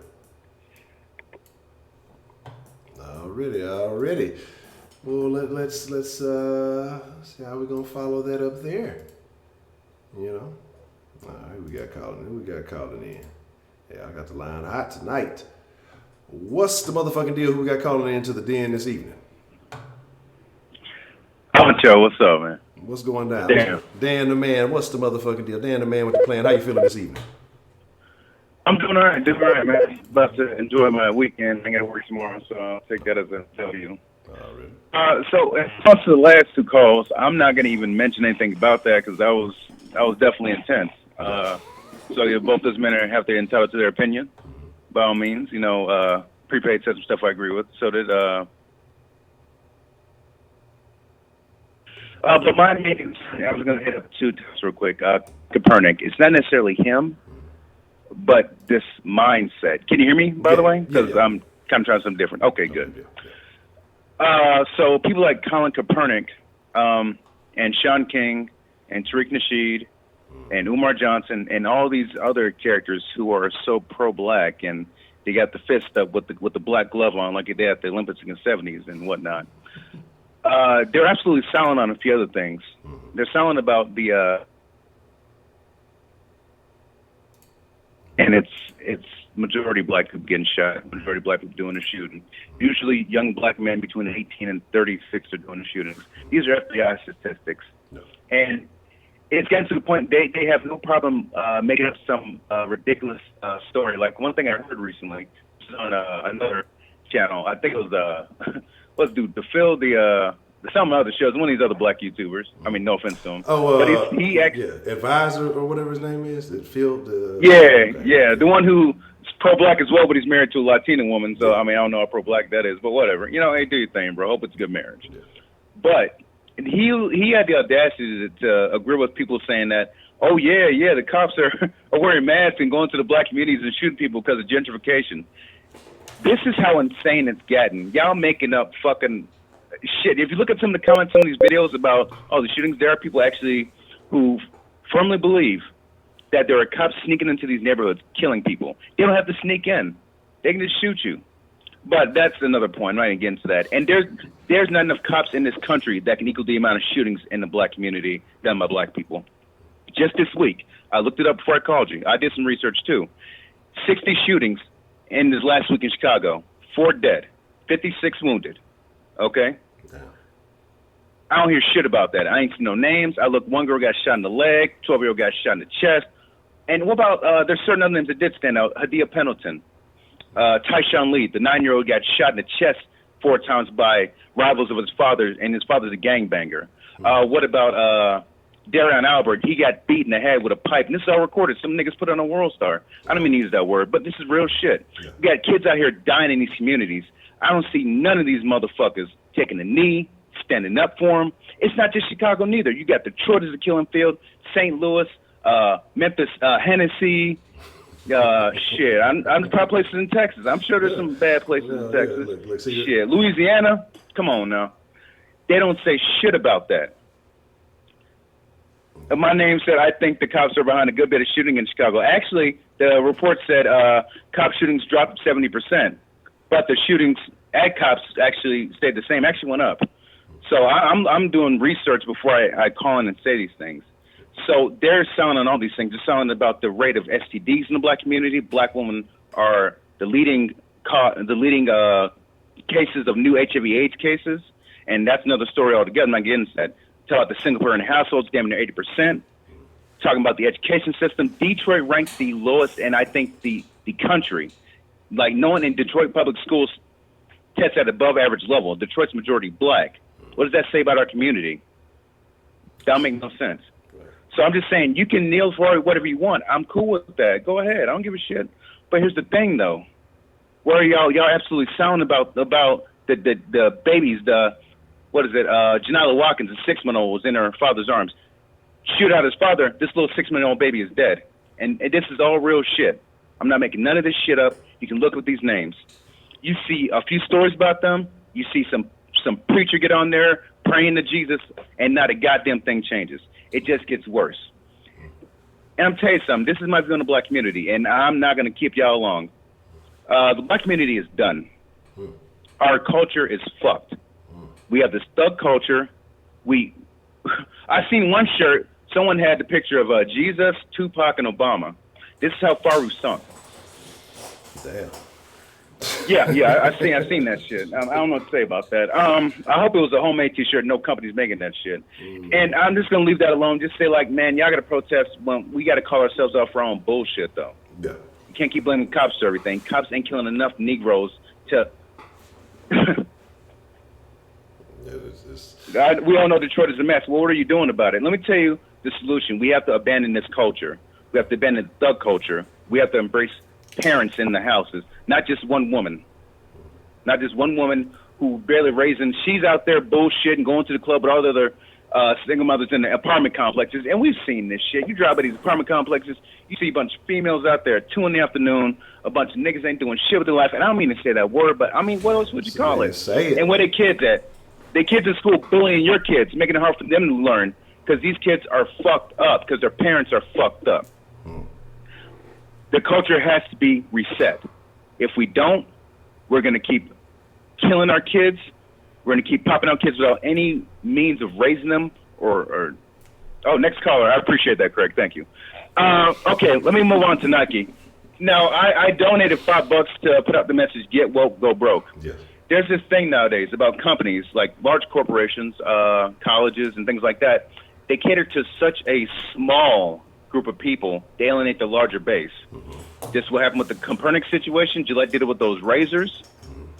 That thing, like they did the one saying all men are evil, and then they started doing things for transgenders. And it's funny because like the transgender they had in the commercial was black, and she's shaving against the grain. I'm like, what is this shit, man? Come on, man. I had shaved the razor. You ain't get that right, damn. Yeah, like 3 hairs on her face. So that's crazy. But man, that's just my thing, man. It's just we got to hold ourselves accountable. Yeah. We got to hold ourselves accountable, man. Because how do you expect other people to take it seriously when you don't? You say it don't matter what other people think. Oh yeah, it does. If we want to be in the community and work together, then we have to get our shit together. And one more thing, I firmly believe one of the worst things that happened to black people was integration. We should have stayed fixed in our own communities, make sure our own communities were strong, not run into the white people's communities to get the white people's cup of tea, the white people's lawn of grass, or whatever you want to call it. We should have stayed to make sure our communities were straight. I know black people, we were victimized in some of the most atrocious manners, and I've done research on this. I went to college. I've done books on, well, not books, but reports on this. It's terrible, but the black family was stronger back then than it is now. What does that say? Well, the rights that we've gained through the sacrifice our ancestors made, we shit on it. What does that say? These kids, like black kids, are barely graduating schools. Barely. Whose fault is that? That's the parents' fault. What am I doing about it? I don't have any kids. That's one thing, so I'm not contributing to that problem. Also, the kids that are in my life, my nephew and nieces, I stay and then make sure they know the right way to go. You have to start with education. Yeah, absolutely. That's how it starts. Knowledge is power, and that's all I'm going to say. Honcho, you have a good night. I'm about to get something to eat, and I'm chilling, man. Y'all be easy, man. I'm waiting for Triller prepaid to call, man. It's about to be really good, man. Man, Dan, I appreciate your call. You came in, laid down some heat, man. You enjoy your weekend, man. I hope to hear from you soon, man. I appreciate that, Honcho. You take care, man. Have a good night. All right, you too. Yes. And see, here's the thing, man. Here's the thing.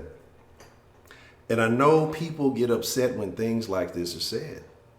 I know that when I started reading things and coming up with a different mind frame, things like this I read, it made me upset at first. But then when you start seeing things, you start thinking and start putting yourself into these situations. Certain stuff you got to accept and you got to change your perspective. Some people not going to like it. It just is what it is. But unfortunately, I'm going to say some things after this call. What's the motherfucker dude who we got calling into the den this evening? I know you was waiting while I was doing my little mini rant. Who we got calling into the line this evening? Man, it's your boy Roman, man. Let me hurry the fuck up. All right, look. I'm going to just say, after me, let prepaid come on. Nobody call in. After this is prepaid and shit. Just get ready for a rumble. That's all I'm saying. So everybody have a good 4th of July, man. Your boy Roman is out. I'm going to stay listening. That's it. I'm done. Roman, you just I'm just ready for the heat. I'm ready for the heat, goddamn it. So I'm ready to get out this line. Already. That's a bit. All right, man. That might have been the first hype man call in the history of the den, and it worked out, I guess, as it should. What's the motherfucker deal? Who we got called into the den this evening? Oh, I want all the smoke. Oh, I want it all. I want all the smoke, and I ain't got no fucking notes because I don't need none. If y'all ready, let me know you ready. Okay. Already. First and foremost, Trill, you my dog and you know it. But let's get to the facts. See, what Trill did to y'all, he do something that most politicians do. He invoke y'all emotions, so he tells y'all, prepaid, the way you talking is like you hate your people. Kaepernick ain't my fucking people. Period. He just because you look like me don't mean you a part of my people. No, you a biggity black. You trying to prove how black you are, nigga. We black because we black. I ain't walking around with no combed out ass afro and t-shirt with the black fist, black power. You know what I'm saying? Fuck all that. Kaepernick ain't our people, just like Kamala Harris ain't our people. Just because you look like us don't mean you a part of us. So no, you're not my people. So it's kind of crazy because start off the conversation, I say Colin Kaepernick is a fraud, just like Sean King, just like Al Sharpton and all the poverty pimps. Did you remember me saying that shit, Honcho? Yes, yes. So how was it crazy that when I said the shit, I hate my people, but when Dan said the shit, it make a whole lot of sense. See, I don't fuck with nobody who talks about black oppression and ain't focusing on black excellence. I don't fuck with none of them people. Tariq Nasheed, QX, Colin Kaepernick, all these poverty pimps, I ain't got nothing for you. I ain't got nothing for you. Because I'm sick of the people shoving this shit down our throat. Every time you look up, it's, oh, you know what I'm saying? They doing this to it. They killing us. You know what's so crazy? Why Kaepernick ain't come take a knee when Nipsey got killed? Why you ain't protest that? Why you ain't run over there and protest niggas killing Nipsey? You was right there in Cali. You was right there, bro. Why you ain't go protest that? You want to know why? Because ain't no cameras flashing for that shit. Because you don't want to live with the fact what's really going on in our community. As soon as Dan started kicking them stats about how many niggas getting shot in Chicago and how many niggas get killed on a daily basis, you know what y'all said? Well, them be fake. That's fake news right there. No, niggas really getting killed out here. We just had Memorial Day in New Orleans, right? 7 people got hit and got shot in New Orleans. These niggas killed a superintendent. But that's fake news to y'all. But when the cops, when the cops, quote unquote, kill an innocent black man, those are all facts, though. They just tore up the whole city of Memphis over a nigga who tried to run down on the cops. But those was facts. Now let me get back to old Kaepernick and Professor Trill. Trill, you had the audacity to tell me I don't know football. I don't know who Patrick Willis is. You mean the same Patrick Willis that went to Ole Miss?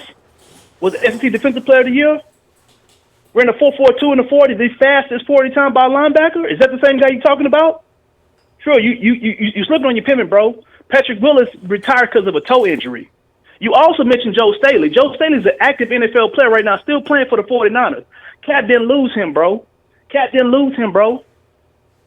So let me help you out a little bit. If you're ready, let me clear my throat so make sure everybody can hear me real good. When I say Colin Kaepernick was fucking terrible, I mean he was fucking terrible. He went to the Super Bowl. He carried his team in 2013. They went 12-4, went Super Bowl. They lost to the Baltimore Ravens. As y'all remember, they played New Orleans. The lights went out. Do you know how he followed up that season? They went 8-8. Do you know how he followed that season? They went 2-6. You know what he did the next season? He was 1-10 as a starter. He lost his spot to Blaine Gabbert. Now, a lot of y'all may not know who Blaine Gabbert is. Blaine Gabbert was drafted by the Jacksonville Jaguars. He is the first player drafted in NFL history to be drafted in the top 10 as a quarterback and didn't make it 3 seasons with the team who drafted him. He was literally released. And this who took Kaepernick's spot. But yet, I don't like my own people because I said the nigga fucking suck. He sucked because he sucked. Now, you just said, it seems like you just hate Kaepernick. I have no beef with Kaepernick. Do you know when I lost respect for Kaepernick? Malcolm Jenkins, as y'all recall, has always protested. And for any of y'all who keep saying, well, Kaepernick risked it all, he ain't risked shit. His career started tanking, that's when he started taking a knee. These are facts. Look it up. But let me help y'all out with something, because some of y'all don't really know the history of this whole taking a knee. Marshawn Lynch was taking a knee in the NFL his whole career. Look it up. It wasn't Kaepernick who stood up for us first and risked it all. Malcolm Jenkins been putting the fist up during national anthem since the beginning of his career. Malcolm Jenkins, Ohio State University, drafted by New Orleans Saints in the first round. Then the Philadelphia Eagles, been doing this since the beginning of time. Let me tell you why I lost respect for Colin Kaepernick. Malcolm Jenkins, Colin Kaepernick, and Eric Reed were coming together with the NFL Player Association to raise money for social injustice. Malcolm Jenkins agreed to a deal with the NFL Players Coalition, and they agreed to $89 million for over 7 years to donate towards their communities and towards their foundations. Do you know what Colin Kaepernick and Eric Reed called Malcolm Jenkins? A sellout. Called him sellout. Okay, he was one of them three. They called him. They went on record and called that man a sellout. How are you selling out when you are raising money to change this shit? See, sitting around here and taking a knee and talking about how cops keep killing us, if you don't put any money towards none of this shit actually matters. But the problem was Malcolm Jenkins had a job and they didn't. So he was a sellout. I have no respect for that. I didn't think I had to clarify that statement because I've said it before. Honcho, you've heard me say this before, so I didn't think I had to say that shit. But of course, Professor Trill got to tap into y'all emotions and get y'all to rally against prepay because he hate his own people. He don't like his own people. All of a sudden, he hate Kaepernick. I don't give a fuck about Kaepernick being black. And let me help you out with something. Just because we all black don't mean we all have the same problem. That nigga Kaepernick ain't getting pulled over by no cops. He living at the greatest of the great. And I'm not knocking him for donating $1 million. I'm happy donating the money. Please keep donating, bro. It's still fraud what you did. When you conveniently pick up and start protesting for it makes you fraud, yes. Kaepernick put his hand over his heart every goddamn time national anthem was sung when he played for fucking Nevada University. Yeah, he went to Nevada, if y'all didn't know that. I knew that too. Every time. He put his hand over his heart every time. Played for the 49ers. It was time to get this paycheck when he got that $126 million. That 4-year deal from the 49ers, put his hand up his heart. He lost his starting job when he started protesting. You can argue all you want to. These are the facts. Don't conveniently ride for me, my nigga. If you gonna ride for me when it's not convenient. That's the whole point I'm making. I don't care who don't agree with me. Nigga, you can feel how you want to feel. I ain't gonna change shit for you. But don't sit here and try to tell me I'm wrong because you disagree.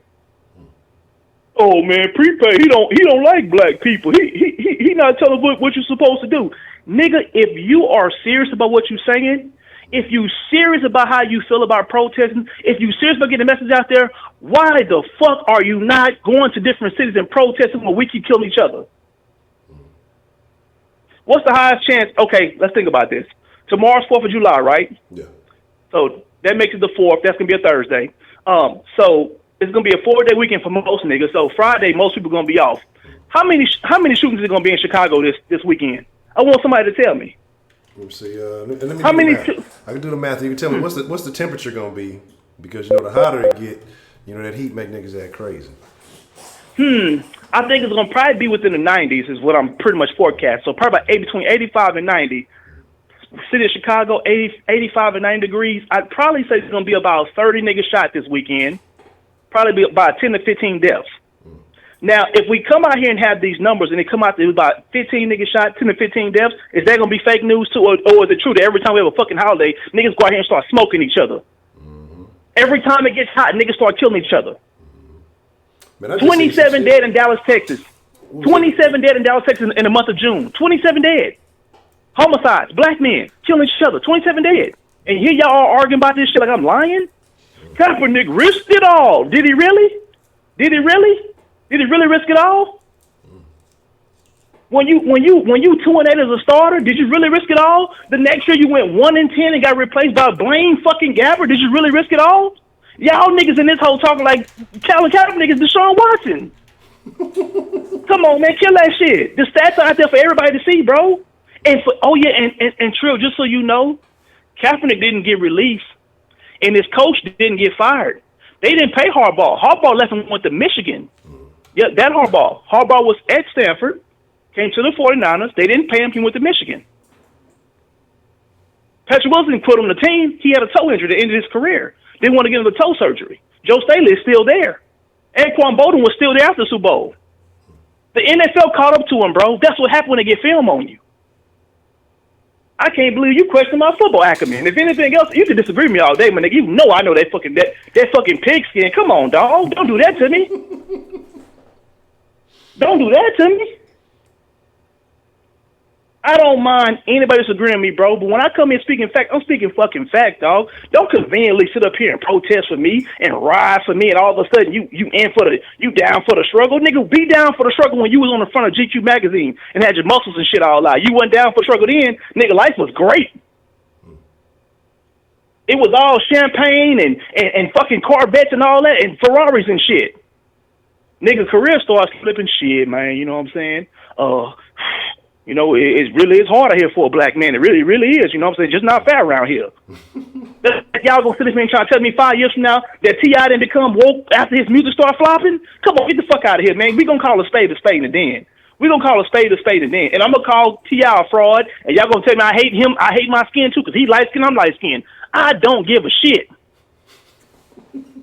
And you can be a proud black man without picking out your fucking throat in front of these crackers and trying to do all that bullshit. Wearing Malcolm t-shirts every day and all that bullshit. You forcing it, bro. You flat out forcing it. And it's okay to say it's okay for me to say this nigga is forcing it, because that's what he doing. That's what he doing. Last time you seen a nigga walking around picking out a fro all day to go to a meeting with the NFL. The NFL colluded against me. They are racist. How much you say you gonna offer me again? Okay, I could take it and not say nothing. Okay. Man, so come on, man, cut that shit. So I saw some people still saying that Malcolm was a sellout. He gave up the cause and everything, but essentially, didn't that deal that Kaepernick and Reed just took, isn't that basically kind of the equivalent of the same situation that Malcolm had?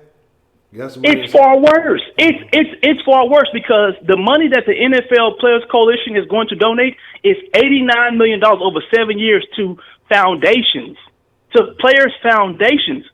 Kaepernick and Eric Reed took money for personal gain. For personal gain.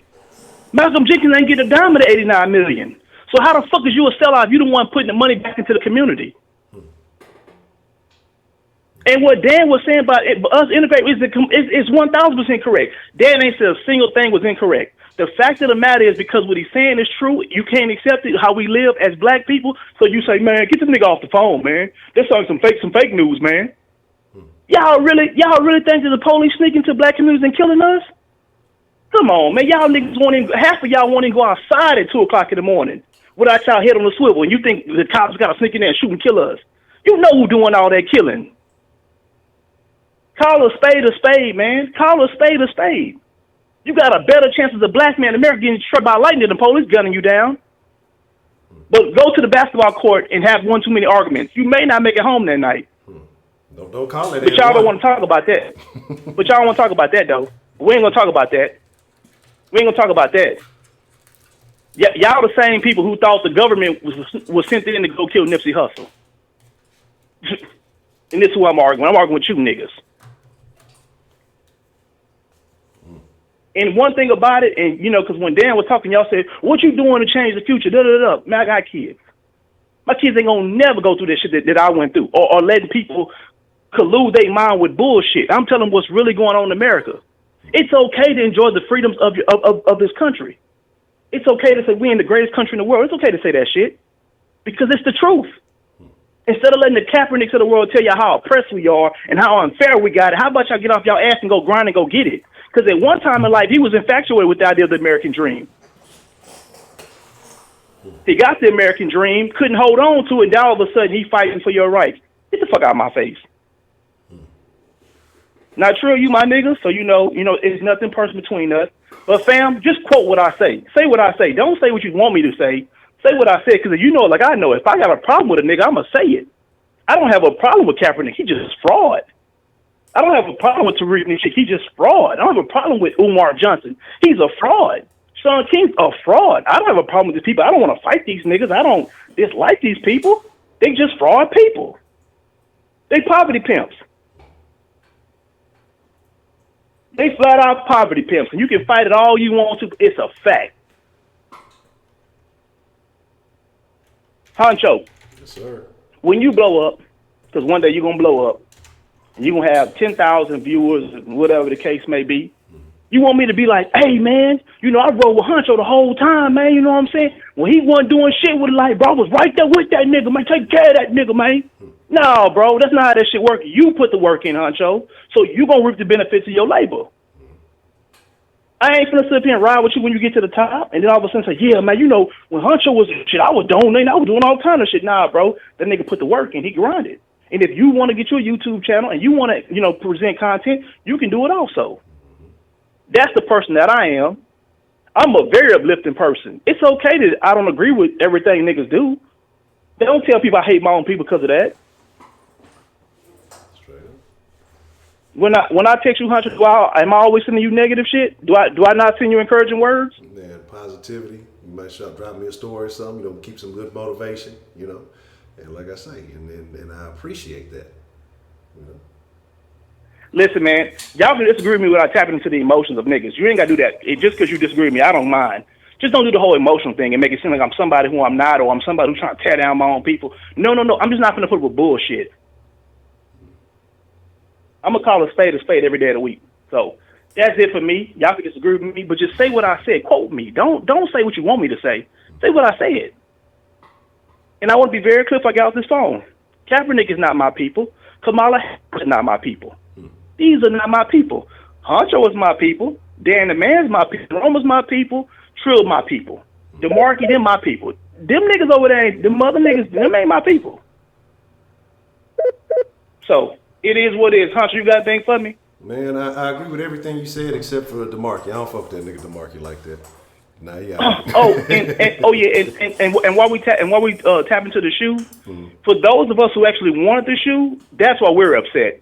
I have a right to be upset. If I collect the shoe and I want it, I have a right to be upset. I hate the fact how Nike had to get woke for this nigga. I hate it. Because as long as that nigga was getting his contracts, he didn't give a shit about that flag. As long as he get his check every month. A whole lot of racist shit went on when Nike made a rise to the top. Trust me, a lot of y'all don't want to know the truth. A lot of black athletes took less money from Nike than white athletes got paid more. Well, none of that shit gonna get talked about because he getting his cut from that. He benefiting from it. As long as he benefit, he cool with it. That's how the shit work. I don't like the type of shit. It's fraud to me. So I don't really.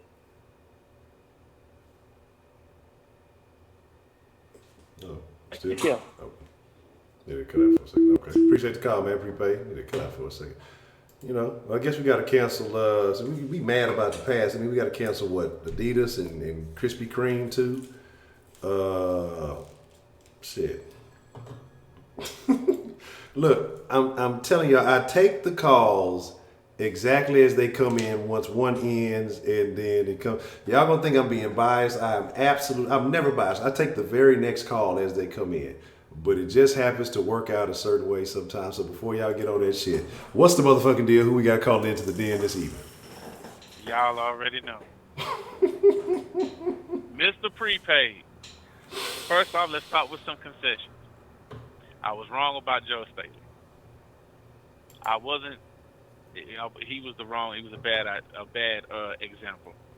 So I'll give you that. And Patrick Willis, yes, he did retire to a foot injury. A toe injury to be more exact.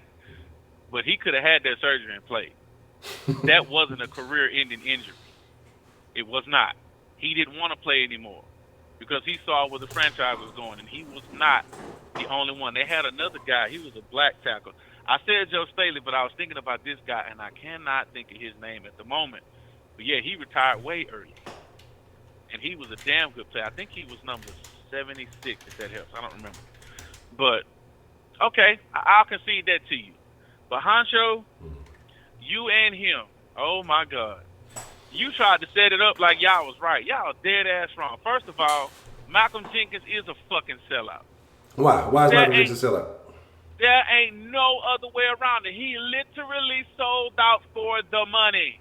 So what else was the NFL supposed to do? Here's the thing. Let me ask you a question before I answer to that. Do you know what fruit the protest was supposed to bear in the first place? No, I'm not sure what I never heard the ultimate goal or what they were supposed to accomplish, like what the purpose was and what they expected the owners to do about it. Now, see, I find that really odd that y'all chose to find out what the protest didn't do instead of finding out what it was for in the first place. I find that really odd because that fits your narrative and your perspective. But I can see, I'm going to let that go. What was supposed to happen and what y'all should have appreciated if it would have worked out was they were trying to get the black players as a group to all stand up for the same thing. And what it was supposed to do, because a lot of people just didn't get it, they was like, well, I don't understand. What do they expect to get? This was the plan. We all know these NFL owners are all rich white billionaires. Got that old money. They've been having money for a long time. And we all know that they got connections, especially in politics. What they was trying to do was to get them to talk to their politician friends and to get some damn laws passed or something. Something has to change. Because throwing money at the problem ain't going to fix it. You know that shit, and I know it too, Honcho, because it's a vicious cycle. Okay. Throwing money at the problem ain't going to fix it. Okay. So what they was trying to do was to apply some pressure to these owners to make them have to do something to change. Well, slowly but surely, as it went on, more and more players started to, well, not stand up, but to kneel. slowly but surely. But we couldn't get a complete consensus because some niggas just didn't want to fuck their money up. So for the exact phrase, they were selling out for the money. Now I understand why they did it. I'm not saying that they didn't have legit reasons, but it doesn't change the fact.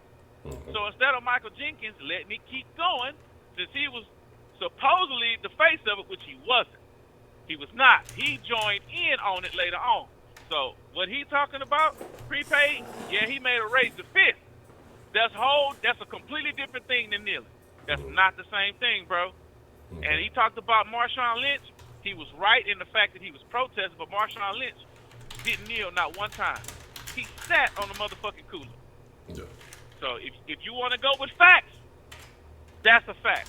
Okay, so I got a question for you. Can I finish my point? Go ahead. But I'm gonna have that question for you. Go ahead. Now, here's the thing you need to ask yourself. Why didn't anybody say anything to Marshawn about him sitting down on the cooler? But when Kaepernick did it, they asked him and he said something. Because Marshawn didn't say shit about it. He didn't tell nobody why he was doing what he doing. You know, Marshawn different kind of nigga. Cap literally said why he was doing what he was doing, and that shit got completely blown out of proportion and took a whole other meaning to everybody else. So I will give you that you noticed Marshawn. But Marshawn didn't never say why he was doing it. He didn't say he was sticking up for nobody or nothing. And to this day, he still hasn't said anything. We all know how Marshawn is. So I'm going to get to the money part. Michael Jenkins took the money and took the check. For the owners to pay this amount of money to do what exactly, I really don't know. Why do you think, and I'm sure since you know so much about football, Mr. Prepaid, I'm sure you saw the encounter that Michael Jenkins had with Eric Reed. Eric Reed went straight up to him before the game and called him a fucking sellout because he sold out before the movement did what the fuck it was intended to do in the first place. Now, you and Mr. Honcho are going to try to conspire against Mr. Kaepernick and say that he sold out in the end for money with his court case or whatever. That court case had nothing to do with him kneeling. It had everything to do with him not being able to get a job in the NFL, which was a personal matter. That had nothing to do with our people. That had something to do with strictly between him and the owner.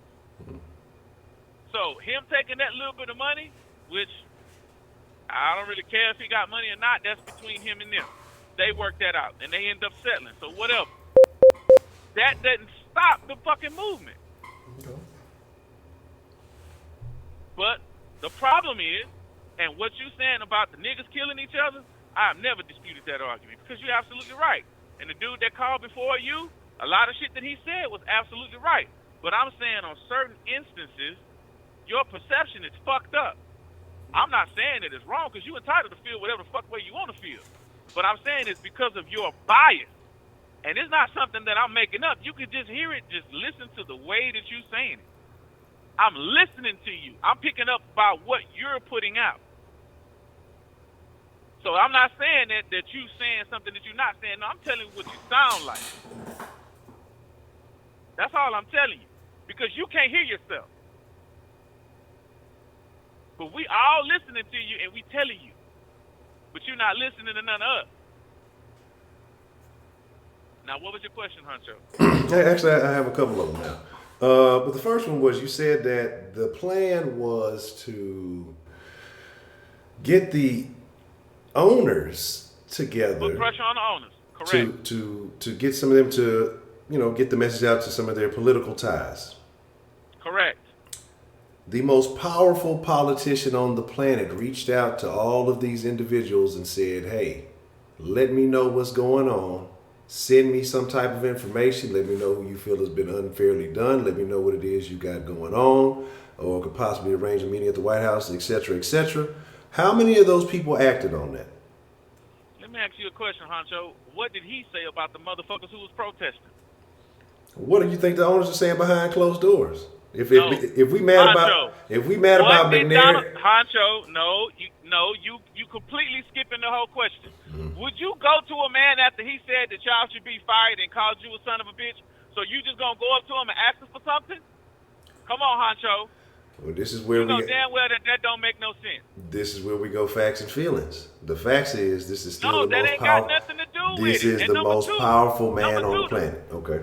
He's the figurehead of it. He's not powerful. The fucking House and the Senate are powerful. Because without them, he can't pass shit. And if you don't believe me, ask Obama. I ain't asking Obama shit. That nigga over there trying to make Africa gay. I ain't got time. You know what? I ain't got nothing for that one. I'm gonna let you have that. I'm not touching that one. But okay, but all I'm saying is that I understand. I understand, but at certain points when it comes to making power moves, sometimes you have to. You gotta just look at the scenario as a whole. Honcho, seriously. But Honcho, seriously. The president and everybody in the fucking Washington is watching the same fucking videos and hearing the same news stories as us. So the regular people have to decide that they want to have something done about it. Why the fuck the people that's in positions of power can't see that and recognize that something needs to be done? Okay. I put it like this. I think it may be a bad correlation because this is just my perspective. Go ahead. I think there's different levels. We talk about class, we talk about race and all this other stuff, but I think it's more class. I think class is bigger than anything as far as separation. Oh, absolutely. I agree. So when you feel like you're a different class, you feel like you're separated from a group of people.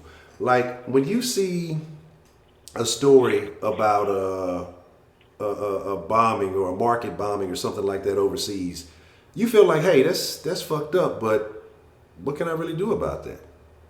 It ain't got nothing to do with me.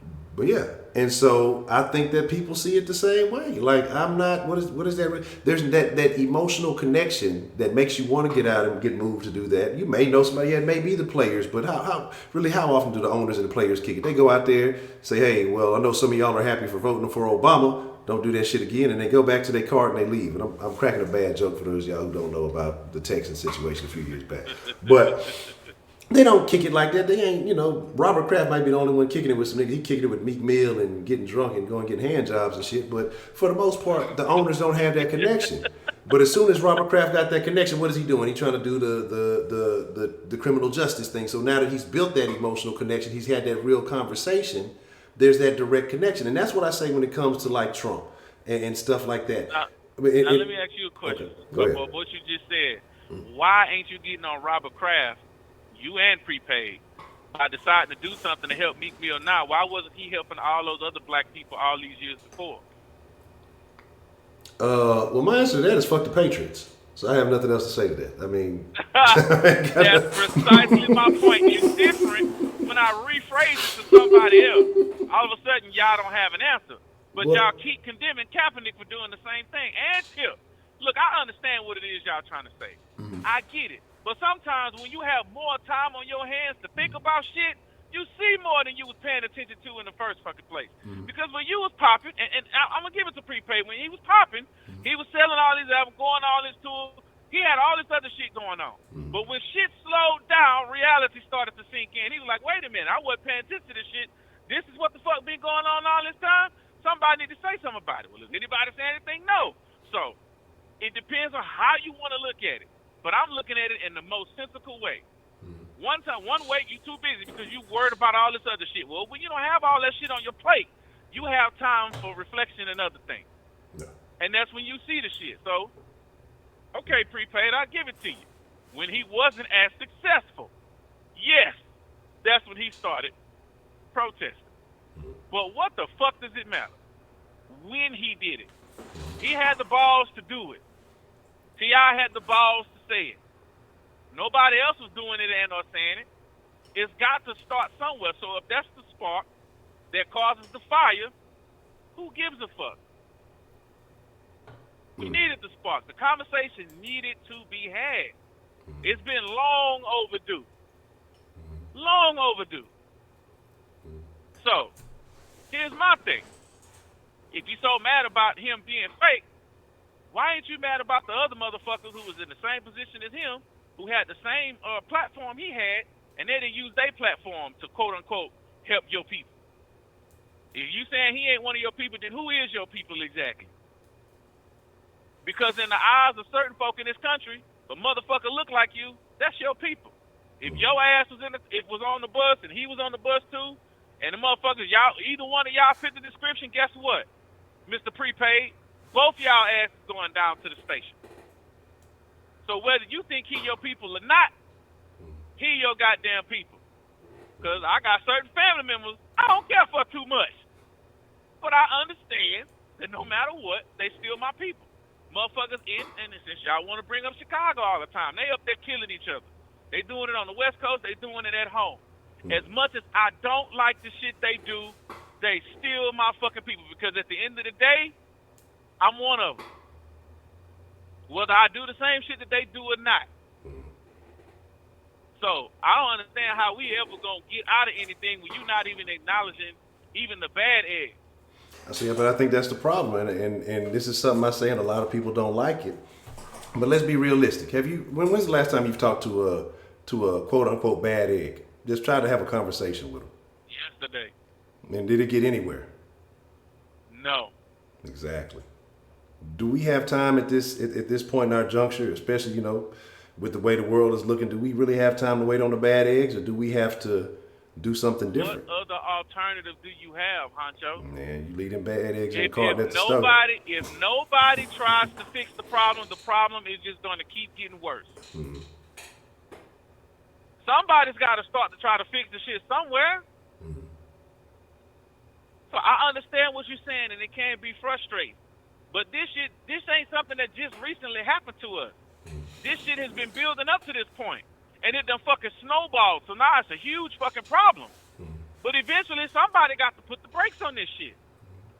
And it's gonna be a long, drawn-out, frustrating process. It is, because some of these people is so fucking deeply ingrained in, it's almost impossible to get it out of. But the key word is almost. If you believe in it's a chance for anything for somebody to work, for somebody to accomplish their dreams, then you should believe in that shit just as strong. You can't have it both ways, Honcho. It's either it is what you believe in, or it's not. And I believe in miracles. But my thing is the solution, because here's the deal. Just like I know, the bad eggs don't give a fuck about none of the conversation that we done had up in here. The bad eggs would have halfway listened to about 30 seconds of this damn conversation, man, fuck what these old niggas talking about, and go get into some nonsense. They don't give a fuck about none of these issues. And so what my thing is, how do you convert that, and do you really waste a significant amount of time trying to convert that, or do you look out for the like-minded and y'all move forward and make progress and hope that those people see, hey, well, now we have more options, or hey, maybe, I see different sites, or I see that these people have done, they look like me, they, came from where I came from, and they were able to have success. Because sometimes the visual is the only thing that you can. Some people have to see it physically. You can tell them about it, you can draw them a picture, you can do anything, but they have to see it happen. So what do you feel like is the best solution?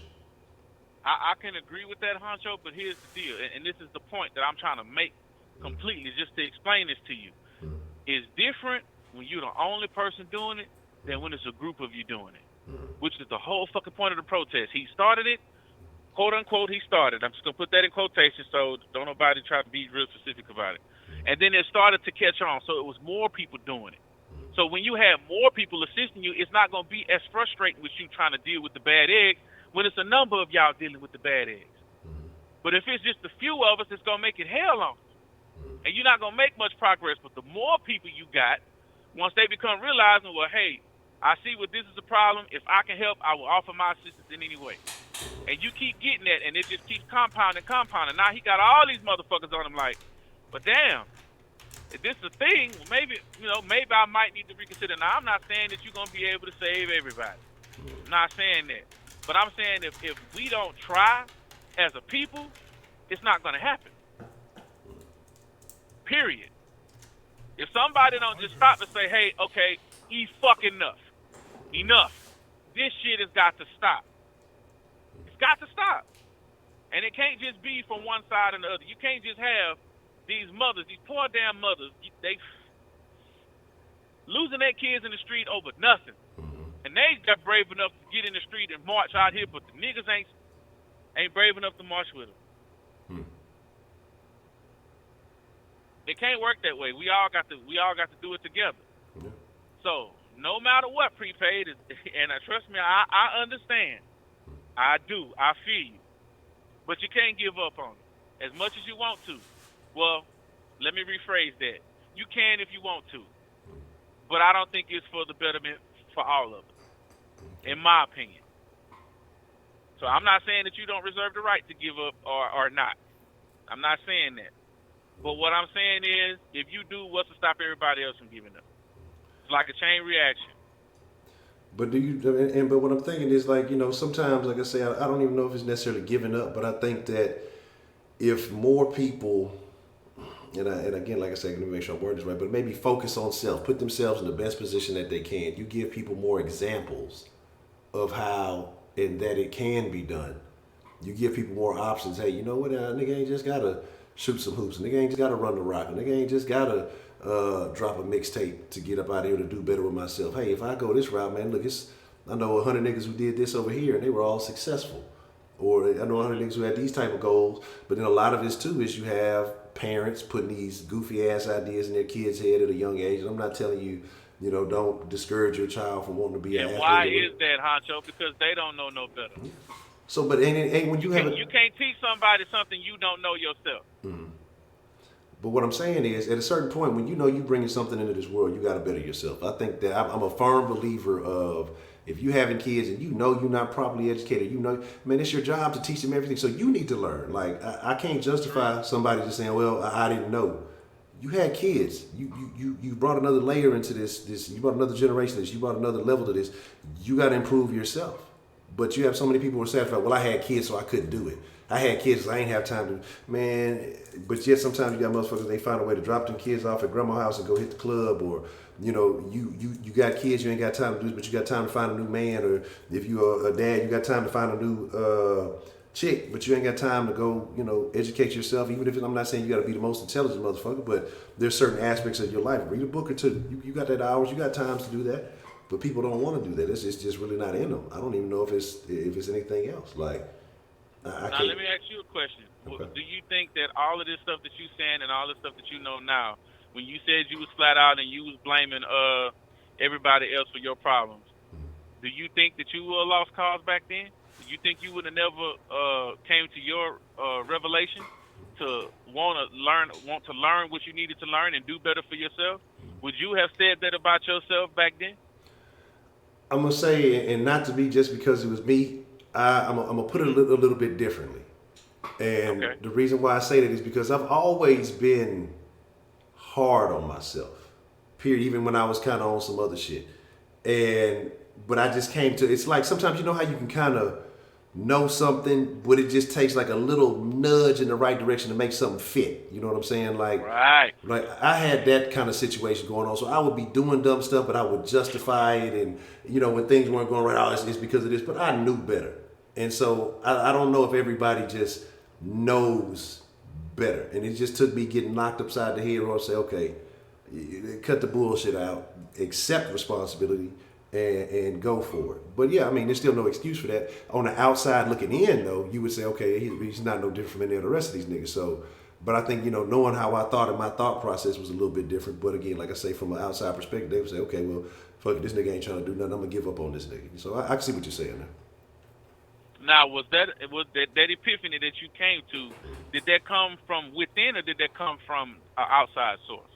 That epiphany came from me sitting in the fucking county, looking at old ass motherfuckers who had been back and forth in that bitch. A little bit of both. Yeah, and I'm just sitting there. A little bit of both. I'm just cool and just looking up, saying, you know what? I'm better than this.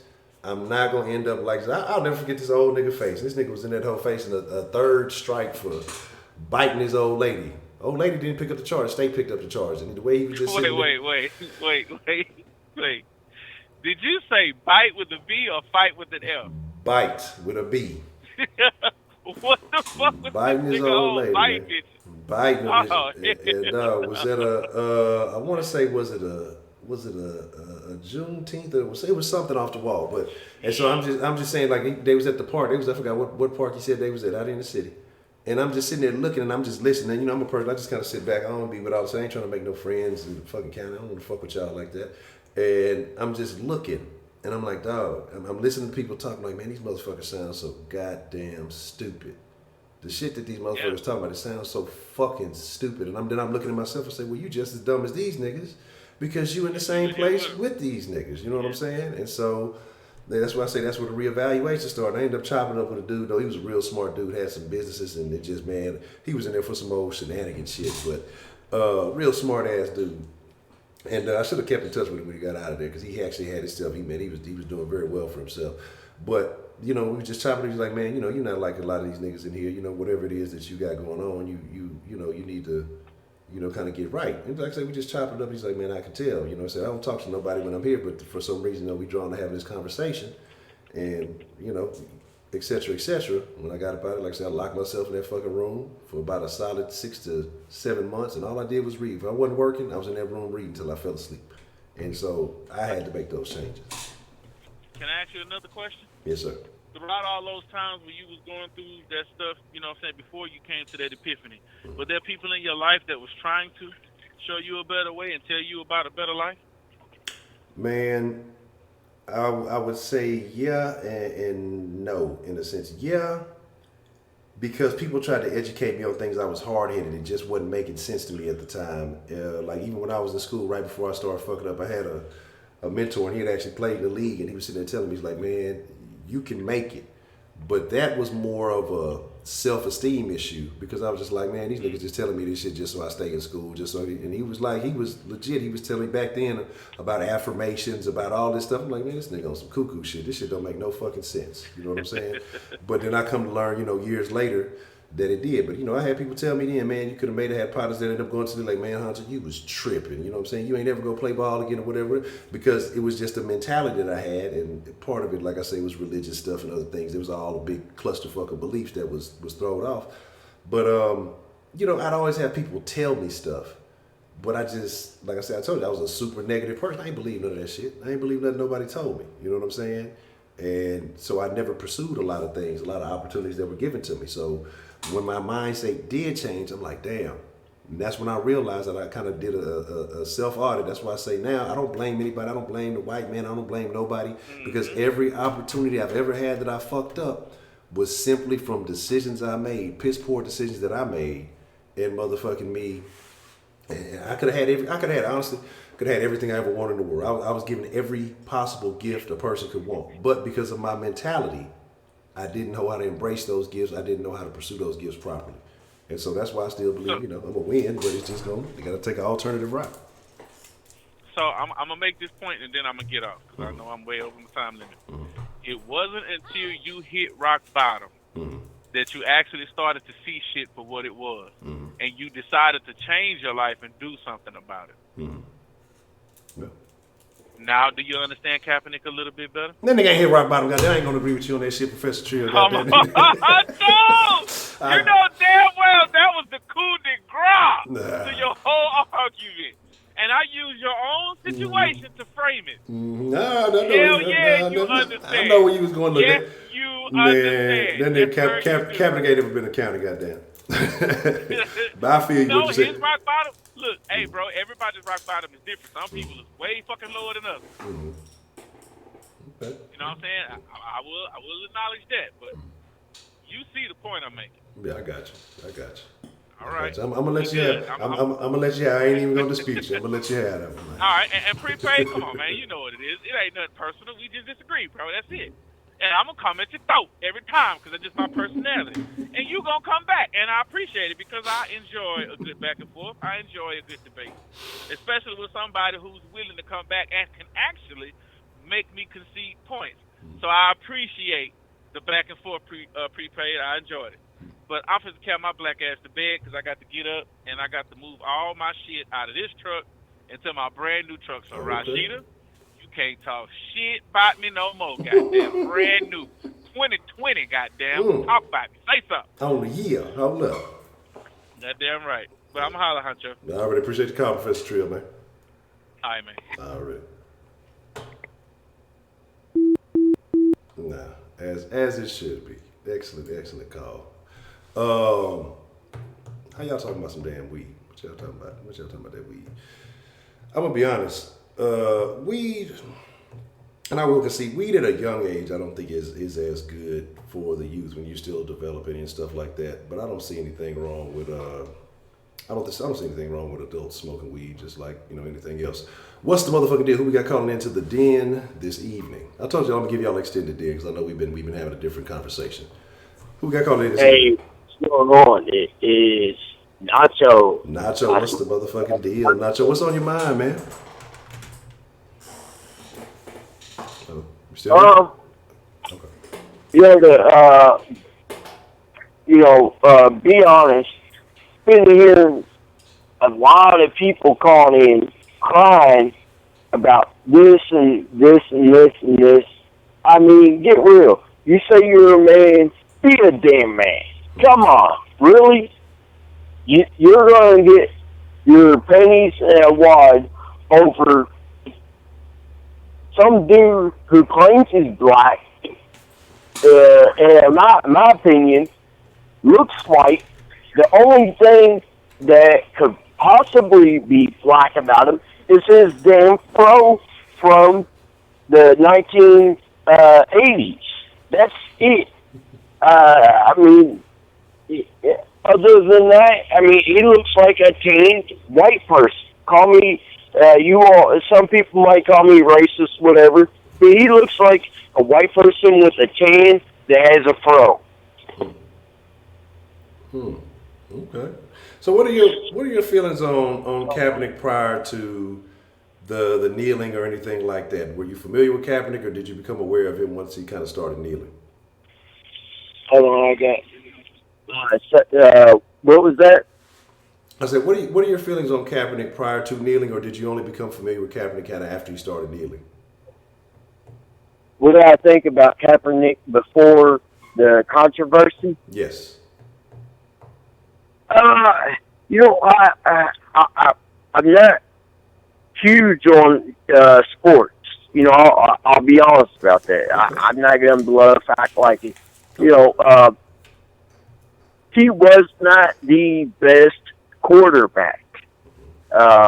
Obviously, there's a lot of other quarterbacks that's a lot better. But I can't knock him. You know what? Because I could never do what he did as a quarterback. Okay? So I give him, props for, what he did. But the problem is when he started the kneeling crap. Now, for some of the people out there that don't know, the whole kneeling crap started when the story goes he talked to some vet, I believe, of the Iraq War or something. Honcho, if you know about it, correct me, along the way. I don't keep up on it 100%, but the dude told him, look, if you want to protest the police, kneel on the sideline. And that's what, he did. But the major effect and what people took away, from that situation was he's disrespecting the flag and the national anthem because he was kneeling. Normally you only kneel, like someone's funeral in the military. You take a knee. I've never in history seen anything like this before. Now, he might have had a decent message, with the police and everything, but at the same time, he was misled. Yes, there's more white people in the U.S. than there are blacks. As we know, black people make up 50% of the crime, and they are only 14 to 16%. Correct me if I'm wrong. It's somewhere around there, and the white population is a lot higher. White people, surprisingly, mainstream media will not talk about it, including Fox. White people get stopped more often they get harassed, they get locked up, they get killed at a higher rate. Now, it only appears that they target black people. Why? Because there's less black people in the U.S. And this also leads back to Planned Parenthood, which I hate. Margaret Sanger, who created Planned Parenthood, she's a racist. She wanted to keep the black population down, and to be honest, she has succeeded in her mission. With doing all that crap. And no, I am not on meth. I've had an earache and my tongue's, kind of swollen still and everything else from it, from, I guess, drainage, whatever. So, whatever. You can't listen to the chat. The chat will distract you, and they will have you on some other stuff. You got to be careful. The chat is toxic. They're good people, but they're toxic people.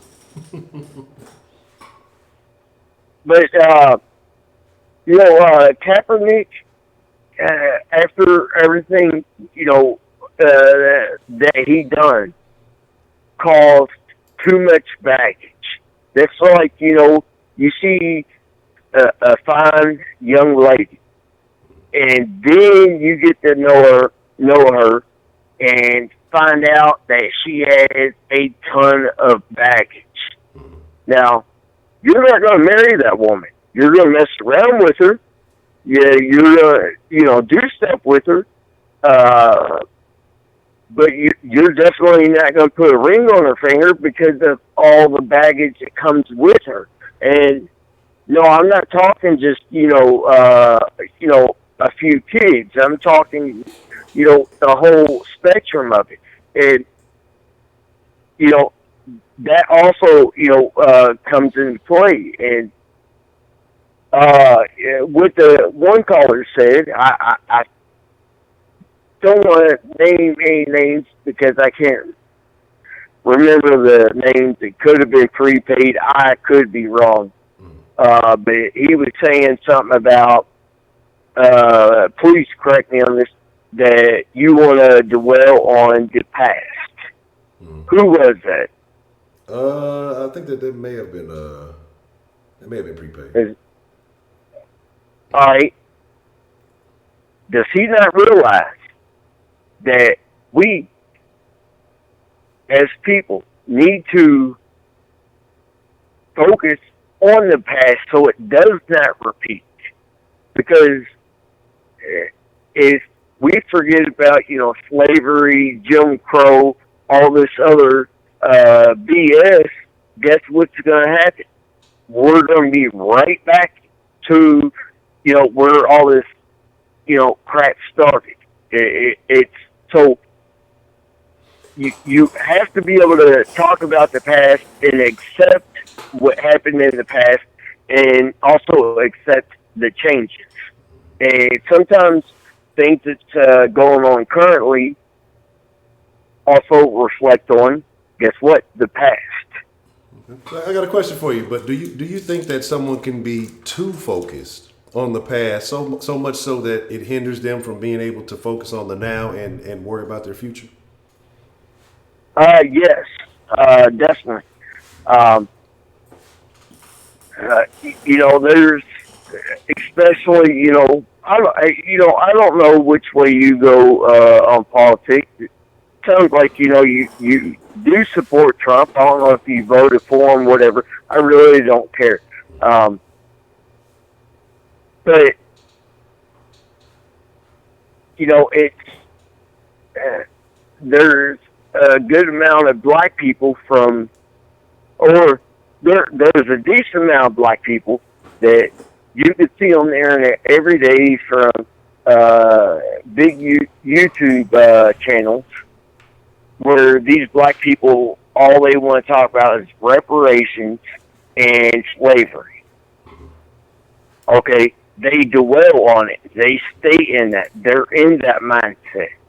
If you're in that mindset, how are you going to be able to move forward from that? Yeah, I agree. I think that's a big issue. Like my belief is that, look, you must be familiar with your history. But a lot of the problem is, I think too many people focus only on the general topic of slavery and not realizing, hey, there's a lot of stories of people who came from that and were successful. So when they talk slavery, they think restrictions. And so when they think restrictions, they think about all the legalities. We talk about Jim Crow, we talk about all, but what about all those people who found success in between all of that, were able to overcome these legal restrictions that were placed on you, but they still allow you, you're still able to overcome that. And that's what I would prefer people focus on, because now we don't have those legal restrictions, but because the mind is so entrenched in that old way, or this happened to us, this happened to us, this happened, because it's so much focused on that old way, it's like we're putting ourselves in those legal restrictions now, even though they don't exist, when all the opportunity is there. And that's where I find fault. And so my thing is, know your past, but don't be bound to it. You know, focus on what you can do in the now to make the future better. You know what I'm saying? So Yeah. that's Well, how I look at it. You know, how I look at things, you need to look at what I say is then and the future. You know, when it comes to, you know, building stuff for function reasons, because, you know, I build, you know, I'm a welder. It has a little bit to do with this. When you're building something, you need to keep in mind that down the road, somebody might want to change something. So you need to also have that process in your mind. Just like history, you need to definitely remember, you know, all the bad times in history, but you also need to think about where history is going and leading.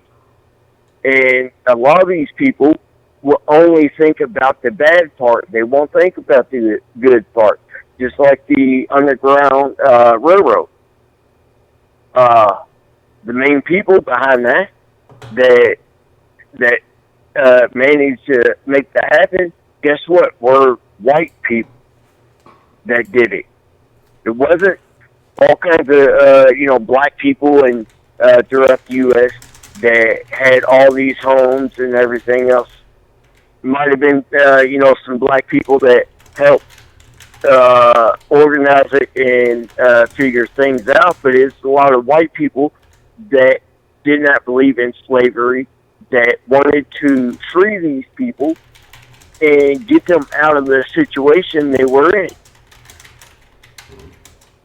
Yeah, like I said, it took folks from both halves to get it. You know, you had to find people who were able to be trustworthy, who weren't going to put you in a particular situation. And shout out to Beyond the Funny Nigga, man. Y'all can go check that shit out after the stream. Y'all can't watch that shit during the stream. That's it after the stream, but definitely check that out. But my thing is, and so I agree, you know, and this is where I understand. And I know a lot of people might be like, you know, fuck that and fuck this. But this is where I understand it. And I understand a lot. I understand the mentality, because I try to put these size 15s in other people's shoes and understand their perspective and where they come from. So you got a lot of people who are quick to throw out the term racist and this and this. And, you know, what if I was a white person, my family didn't own slaves, but they were a part of the Underground Railroad or something like that? You're labeling me a certain way, and I've always had this certain belief that's been passed down in my family, or I've never been this. Like, I can understand where people get offended. I can understand where people get upset because they may think they're of this one particular mentality. They think they're doing the best they can to help certain people, but people approach it in a certain way, and I can understand the offense. But at the same time, like, it's such a sensitive situation. You know what I mean? And so my thing is that you just got to look at it from other. That's why I try not to get too upset about too much I hear. That's why I say I try not to put too much emotion behind some of the shit I hear, because like I say, I just know that there's so many perspectives, so many different backgrounds, there's so many people seeing things from so many different lenses that you don't know what a person truly feels just because they may associate with something, or they may, you know, be related to something or whatever. It doesn't mean that's exactly who they are. Their actions tell you who they are. But a lot of people, just because a person is a certain way or a certain this or a certain that, they automatically label. The one thing that is tried and true, though, is that all Asians know karate. I will never, ever disagree with that. I believe it personally. Nobody can change my mind on that. But yeah.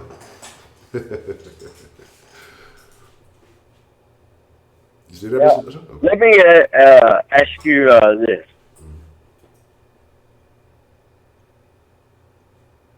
All right. Now, Honcho, you are black, correct? No, sir. I am Samoan. I'm just fucking with you. Yeah, I'm black, man. Samoan. No, I'm black, man. I'm 100% black, man. I'm just fucking with you. You know, the Rock is my cousin. You know what I'm saying? You know, I was gonna be an extra in the movie, but you know. No, but I'm black, 100%, man. All right, let me ask you this. Now, what do you think about people like Kamala Harris, Obama, Kaepernick,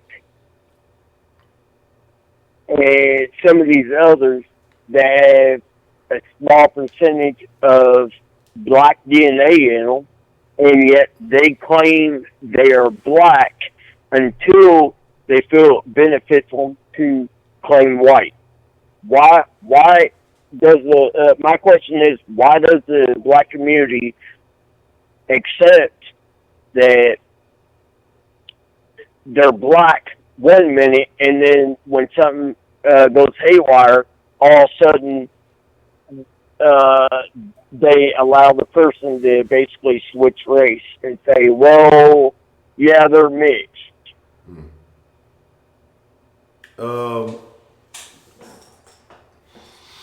I think it just depends on that situation. I think it depends on who you ask, and a lot of the conversation happens in the media, and it's certain people in the media pushing that. But I think when you get down to the people, and shout out to whoever texted me, they were saying the people must be heard. Yes, the people must be heard. When you get down to real people, I don't think people are, as a whole, as fine. Like, you know, the Obama thing, first president. He looks kind of black, you know. We'll take it. We'll take this small win, and so I think that's why he had that support, because it was something different. Kamala, I'm gonna be honest. I don't think most black folks are rocking with Kamala. It's a few of them who really ain't paying attention, but I don't know. I'm curious. Is anybody in the den rocking with Kamala? 0 if no, 1 if yes. If you are rocking with Kamala, I would like to know. But I don't think too many people are really rocking. I'm gonna be honest. I haven't seen anybody personally outside of like Twitter or something, and they just, you know, Twitter is full of crazy people. So I don't think so. You know, look, I'm telling you, I'm using what is that, binary code? You know, one for bit, like whatever they write in bits or whatever it is. I forgot what it goes. But my thing is, the question, Marie, is anybody rocking with Kamala? 0 if no, and 1 if yes, if you are a Kamala Harris supporter. But that's what I'm saying. Like, I think that's a media thing. I think that's a media push. Like, people are you know, hey, you know, black lady, and because I mean, look, like her whole platform is switched over. And so if most people really knew what she was about, they're like, fuck no. And I think most people do know. So that's why I think the media is just trying to use that, you know, the identity politics to play that role. Kaepernick, as you can see from the conversation we had earlier, that might be a split down the middle issue. But yeah, I think it just depends on who you ask individually. And some people accept it, some people are staunch hell no's, some people are. Now, let me.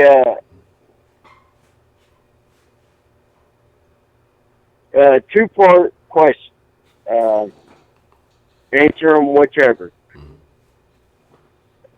Now, we all know Bill Clinton claimed he was black. Obviously, you know, that's a lie, but I want to hear your opinion on that. And the second part is Cory Booker really black? Because to me, he looks like a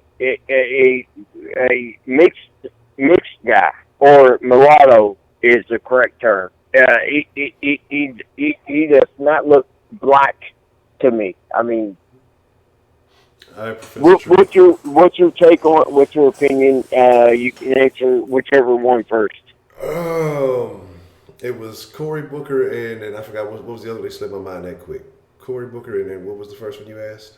Bill Clinton. Yeah, Bill Clinton definitely not a black guy. I think Bill Clinton says he's black. That kind of rhetoric because people would try to say he's the first black president because he had played the saxophone, smoked weed, and niggas nowadays don't even like saxophone no more. Y'all tripping.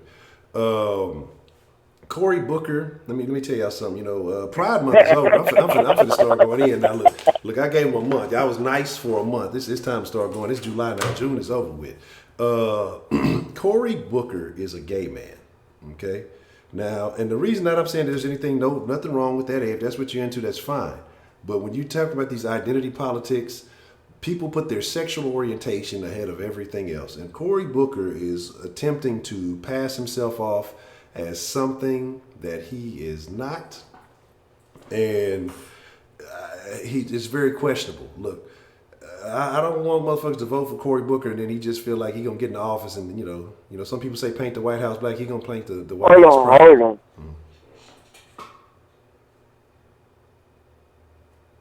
on. Question is Cory Booker actually black?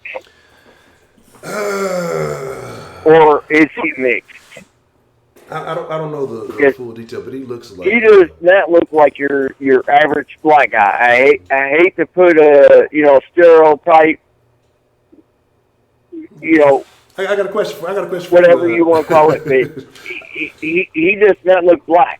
I got a question for you. What, in your opinion? Again, I'm not trying to bait you into a bad question or anything. I'm just curious because it's always good to know how the people feel. What would you consider your average black guy? Like when somebody says, "Hey, black guy," doesn't give you anything else to go with it. What comes to your mind?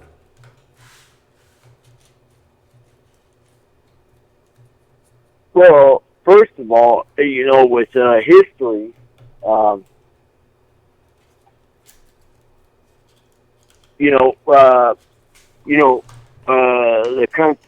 continent of Africa. Those people are black, or majority of them are black. The ones here in the U.S., didn't look different than your black guy in Africa, but I would go into it a little bit more, but I know if I do, people are going to say, "Oh, you're racist because now you're picking this and this and this." Okay. All right. I mean, I ain't gonna force you. I ain't gonna put you in a situation where it could get sketchy. Okay, but you know what? I'll go ahead and do it. The nose, the lip, and also definitely the facial features, the cheekbones and all that, of a black person look totally different than a white person. Example, Pocahontas. Okay. No, okay. So Pocahontas, how would you identify Pocahontas?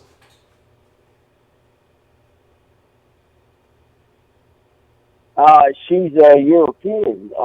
She is the whitest woman in the U.S. She has no features of what they consider a colored person, which is Native American. She has no resemblance whatsoever, and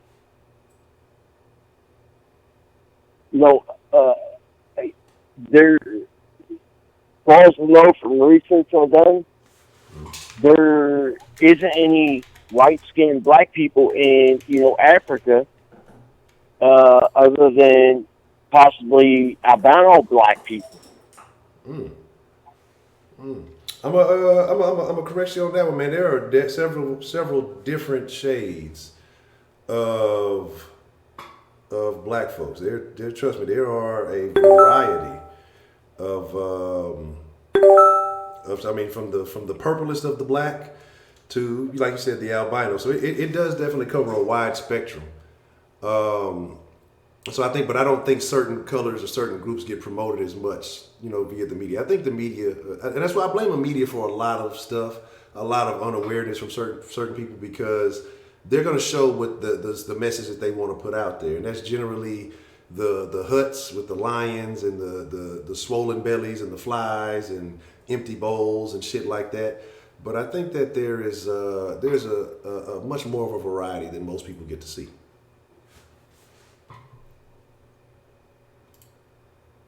No, I don't disagree with what you said. People come in all shades. But, facial features, overall, from one race to another do not change. Just like, the Chinese or, the Mexican, aka Hispanic. They have distinctive facial features. And then you have the Europeans, which are known as white. They have certain facial features. Okay. I can't disagree with you on that. I cannot disagree with you on that. All right. Here's So I'm not saying it's a talent thing, but when you look at Cory Booker, to be honest, I don't see in any of these standard features that a lot of black people have. Just like Kamala Harris, I don't see it. I understand what you're saying. Yeah, she has dark skin, but is dark skin the only thing that qualifies her as black? I mean, you have red dot Indians that have darker skin than some black people. Does that qualify them as black? No, I wouldn't say so. I wouldn't say so. Like I say, it's so much variety. It's it's a lot going on. Like I said, I think it gets to a point where, especially at this point, so much mixing between races and cultures and everything.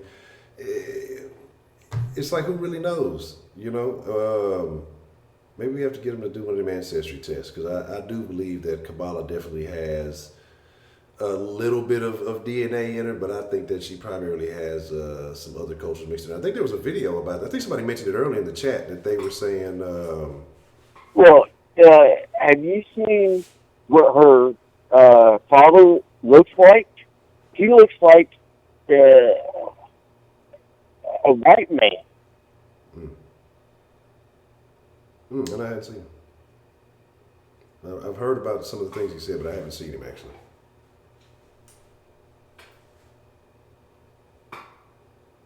And I can't say, this is a fact, but I've seen it on a lot of bigger YouTube channels and stuff. I haven't looked into a whole lot, but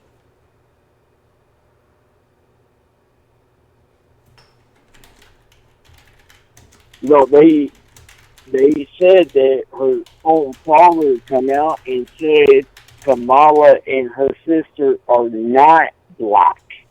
Okay.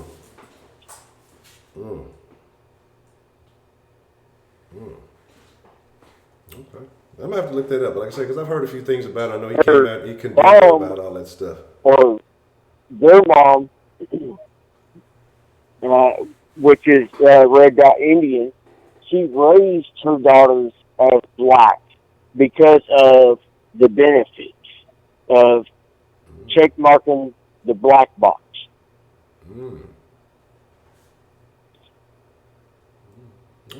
Okay. Well, here's the deal, Mr. Nacho Man. And like I say, I don't want to cut you short, but I've been enjoying the conversation. Regardless, I don't care what they think in the chat. I'm enjoying the conversation. But like I said, I'm gonna do a little bit extended. I'm gonna give a few folks a little bit of time to get their calls in. But I appreciate you calling in and sharing your thoughts, man. I appreciate it. All You know, they can say I'm racist, whatever, blah blah blah. It don't care. I don't care about it. It is what it is, and you know that's my perspective. And we do DNA test. Prove me wrong, please. I love being proven wrong on law things. I'm open to being criticized. So that's all I have to say is, you know, I love your show. Like I said before, I love your humbleness, and also the last caller that called in that was ranting a whole lot. That dude has a lot of anger built up in him. I don't know what it is, but he needs to do some self-reflecting and figure out what's going on in his life that's causing this type of anger in his life. That is my advice. Okay. All right. Take care. All right. We appreciate the call there, Mr. Nacho. Look forward to talking to you soon.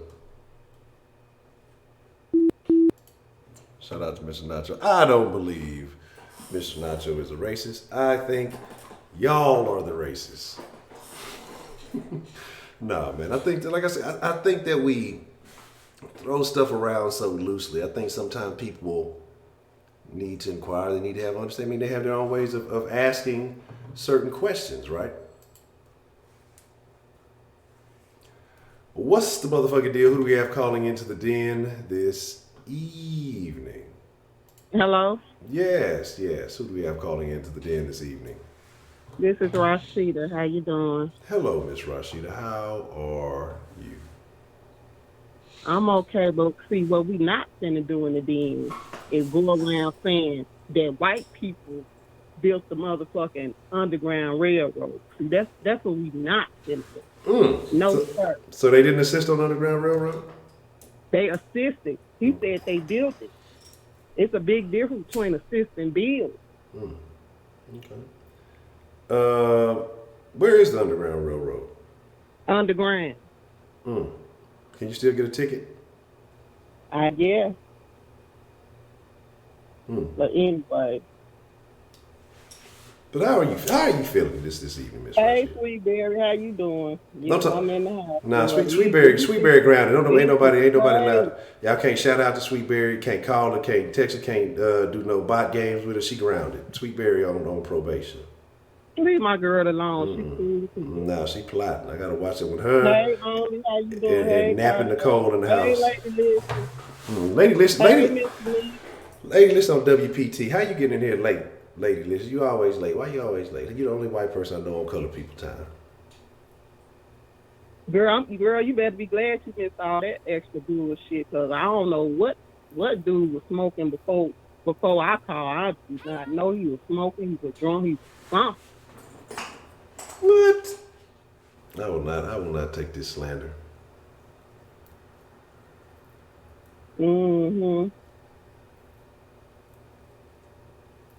Anyway, about the topic, Colin Kaepernick. I don't know if he's black or white, really. But the most important part is, would you get those shoes? No, I didn't like the shoes, but I know they would have been popping for the 4th, because they would have went with them 4th of July outfit. That shit would have went perfect. Let me find out. You got a Star Spangled tube top, some Daisy Dukes. You got a matching tube top for the shoes with the 13 stars. Only you right. His son was stolen because it was full of lies and deceit. How dare you say white people get stopped as much as black people? Why they ain't form no organization in to deal with the problem of they harassment? I mean, stop all the bullshit. And another thing, I hate when people speak on Chicago and they from Chicago. You don't know what kind of protest people in Chicago do for incidents that occur in Chicago. It's too many to do a protest for everyone. So they have an organization that gets together and organize a protest to protest all the deaths within a certain period of time. That's how they work it. Now you just said something very powerful, and I don't know if you caught it, but there's so many incidents that they have to protest them in groups. Mhm. That's crazy. It's crazy, but people are always saying they didn't hear nothing about the protest. It's probably because you're not from Chicago, and it's Chicago news. Like you in Houston, so all of the incidents that happen in Houston, I'm not gonna hear about because I don't get the Houston paper. So just because I didn't hear about y'all did a protest or a certain doesn't mean if there wasn't a protest. And if I'm not familiar with the organizations within your city, then I shouldn't be speaking on something I don't know unless I've actually done the research on it. And these organizations are not free. They're funded. They take donations. And if you're not donating to an organization that's against violence and help the violence and everything, then you really shouldn't be speaking on what is somebody else doing. What the fuck are you doing? What are you doing with your money to help the situation? Nothing but speaking on other people and what they know. But isn't awareness important? Because like right now, Awareness is important. But if you would have never said that, I would have never known that. Because you just made me aware of something I didn't know. But that's by talking about right, it. but see, people don't ask about that. They just go off assumption. Oh, I never hear this and I never hear that. That's because you're not there. You're not in that city. If you know somebody from that city, ask them what goes on there instead of just saying what you feel like is gonna push whatever you trying to get across. I get tired of people speaking on Chicago and not from Chicago. Yes, it is dangerous here, but it's dangerous in a lot of places. That's tough. That's real tough. And if you can make it out the hood, good, great. That's great for you, you know. So, but it also takes money. And when you have people make it out the hood, they don't want to come back and do programs, or they don't want to help fund stop the violence programs or anything. Then what's gonna change? Nothing's gonna change.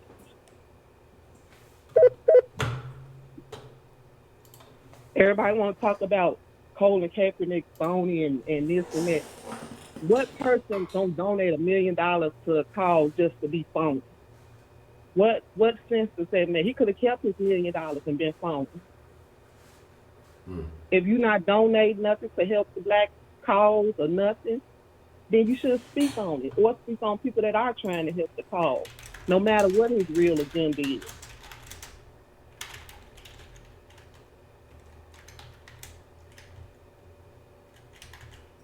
So, what would you say is the result of, or have you seen a positive outcome from some of these Stop the Violence programs that you're speaking on? Or what kind of activities do they do? Well, they go outreach to the different gang members. I knew somebody that was a part of the organization. They actually employ gang members or former gang members into the program, and they, try to go talk to the people, like the gang members or, people out there hustling or, different things like that, just trying to encourage them to, get off the streets pretty much. And it's only gonna save those that want to be saved. You can't save everybody because everybody ain't there yet. Eventually they might get there, but at that point when they out there, they ain't ready. So I don't know what more you can do. Like you said in your life, you changed, but at one point you wasn't ready for change. And even if somebody came along to you and said, "Okay, this is what you need to," if you ain't ready to receive that change, you're not gonna make that change.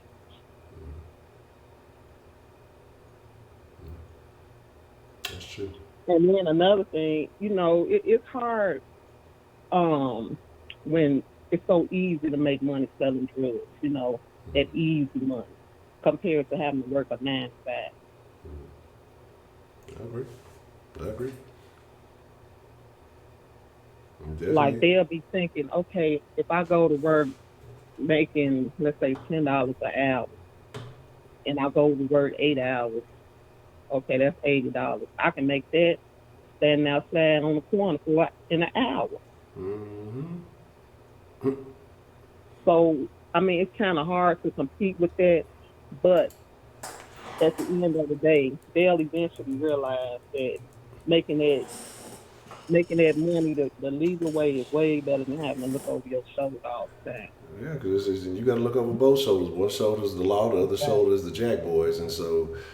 You know, the crazy part about it is, and that was the mentality. Because, like I say, it wasn't this, that, and it was just so head first, it was ridiculous. But it's just like, so you could tell me I go goof off for, 3 to 5 hours, and I'm going to make what you're going to see in your check in 2 weeks, or depending if you working a decent job in a week and I ain't really tripping, and I can, cool it, or I can do whatever, like, it's too easy, like you say, and so I can't fault anybody for that. But what I don't understand, and again, sometimes it's just maybe it's just different people. They have different experiences. Like I said, my perspective was, like I said, once I got bumped across the head, and I'm just sitting here, I'm just like, wow, people keep doing this over and over and over again, and they take these vacations for. Usually, here's my thing. I'm gonna tell you honestly. I told you, it was old buddy. Like, listen to what he said. Really, I'm gonna be honest. Here's my problem with getting caught up in jail and all that other stuff. There ain't no pussy in jail. Okay, I can't do it. Hey, look, I like to fuck, and I'm not with that other shit. I'm not with that funny shit. So, and look, I can't do it. You know what I'm saying? Like, I can't do it. So. It's like, especially when you get sentenced for a long time. Yeah, man, look, pimp, you know what I'm saying? It ain't shit, that ain't pussy. Y'all can talk about that, whatever. Y'all can use that other terminology. Y'all can use that pride lexicon if you want to.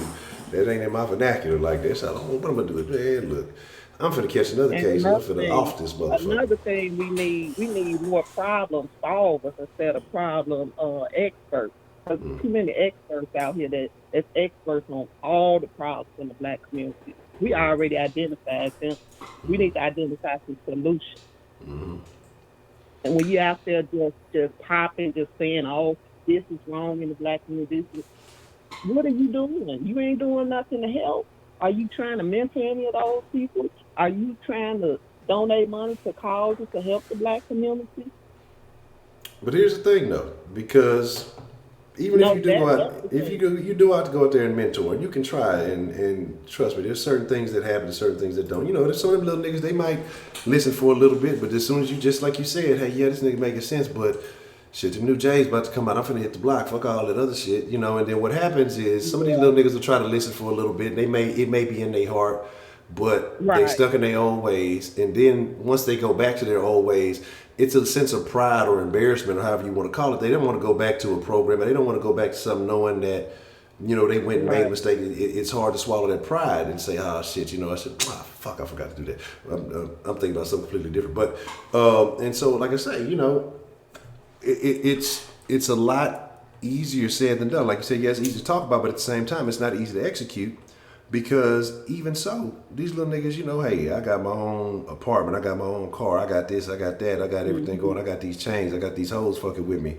I don't want to hear none of that shit you talking about. What you talking about don't look glamorous. It don't look lavish. It's not that. And then the two, it's also, man, niggas are addicted to the lifestyle. It's not just about people being addicted to drugs. It's addicted to that fast lifestyle.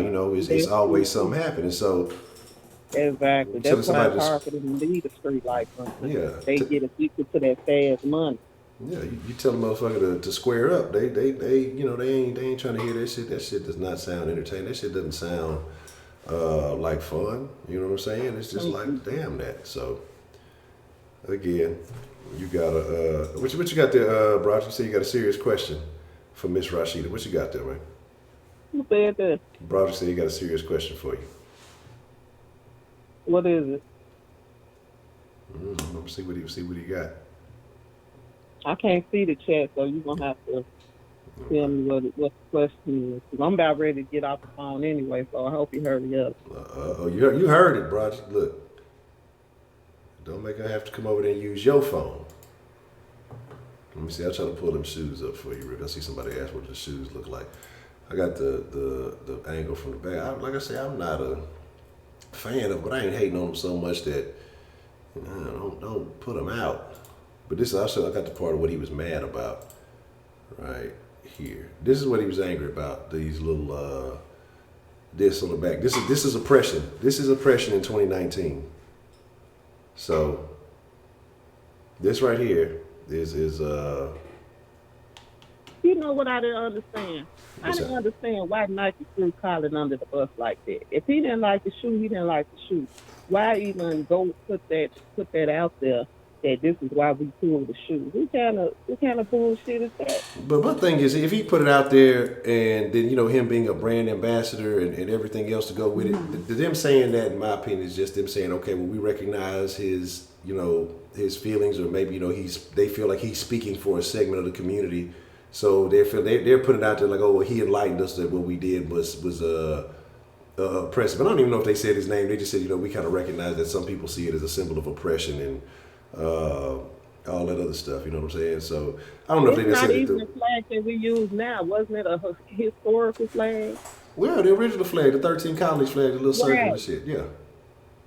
So I don't know. I just didn't get the issue. What was the big issue? He didn't like it. He felt oppressed, and so now anything that makes us unhappy, we have to just get rid of it because was it his shoe? No, it wasn't even his shoe. It had shit to do with him. It was just a shoe that they was gonna release, some Air Maxes they were gonna release for. The old say, can you see? But yeah, that was just some shoes that they was gonna release for the 4th of July. So if they wanted his final okay, why would they even get that far with the shoe design and not get his approval? But it ain't. But like I said, it ain't had nothing to do with him. He just made a comment on the internet talking about these shoes are oppressive. There's somebody using this logo as a hate symbol of hate, and so I feel like this shoe is basically. I gotta find the exact term. Basically, in so many words, saying that he feels like that flag is oppressive and all that stuff. So I don't know. That shit just don't make sense to me. Mm-hmm. Oh, hold on. You sent the question in? Did you texted or you emailed it?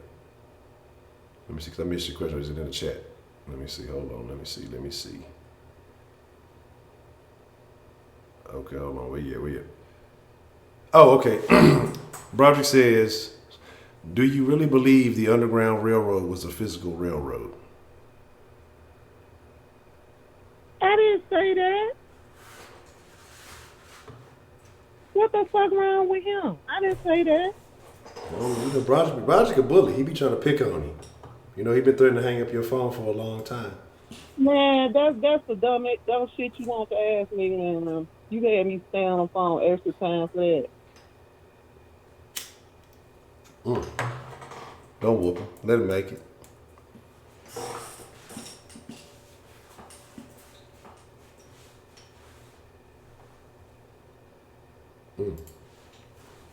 Okay. Well, Ms. Rashid, before you slide out, is there anything else you would like to say? Anything else you would like to? My point was that the white people did not build or facilitate the Underground Railroad like he was trying to say. That was my point. Not whether it was an actual railroad. God damn. Okay. Read it to what I'm saying more to the way I said it.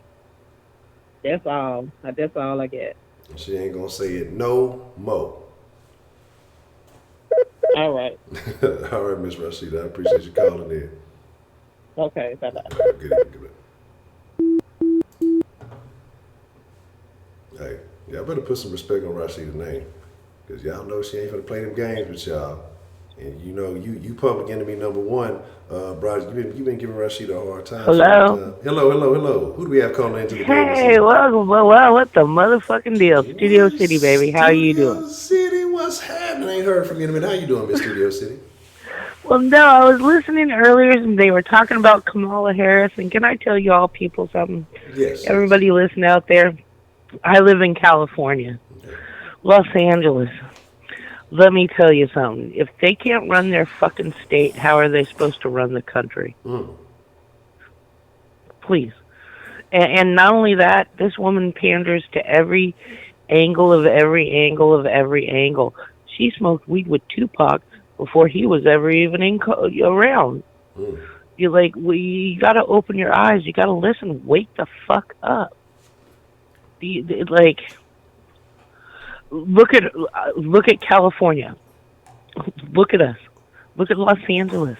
Look at San Francisco. Look at Sacramento. The greatest state in the fucking union is a pit. And these people run it. Pelosi, Feinstein, what's her name? Kamala fucking Harris. Like, if they can't run their own state, their own cities, I mean, people out there listening, look up. Look at California. We're a disaster. You want somebody who runs a disaster to run the fucking country? No, there you go. I'm looking on the outside. I said my angered piece. Look, I'm hearing what's going on over there. I don't even want a vacation. Like my old lady from California, she be talking about, let's go to California. You can go to California. I'm not going. Like, I don't want nothing to do with it. Yeah, like Mikey, you taste it. I'm not gonna taste it. It's like, and Gavin Newsom. I mean, is there something like seriously wrong with him? It's gas in California for all of you listening out there.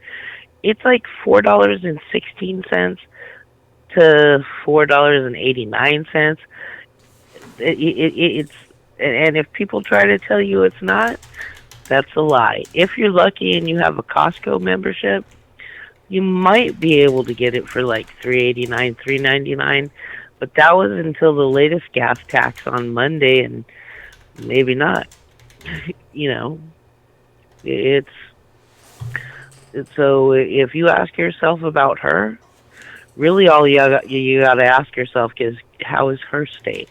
How is her district?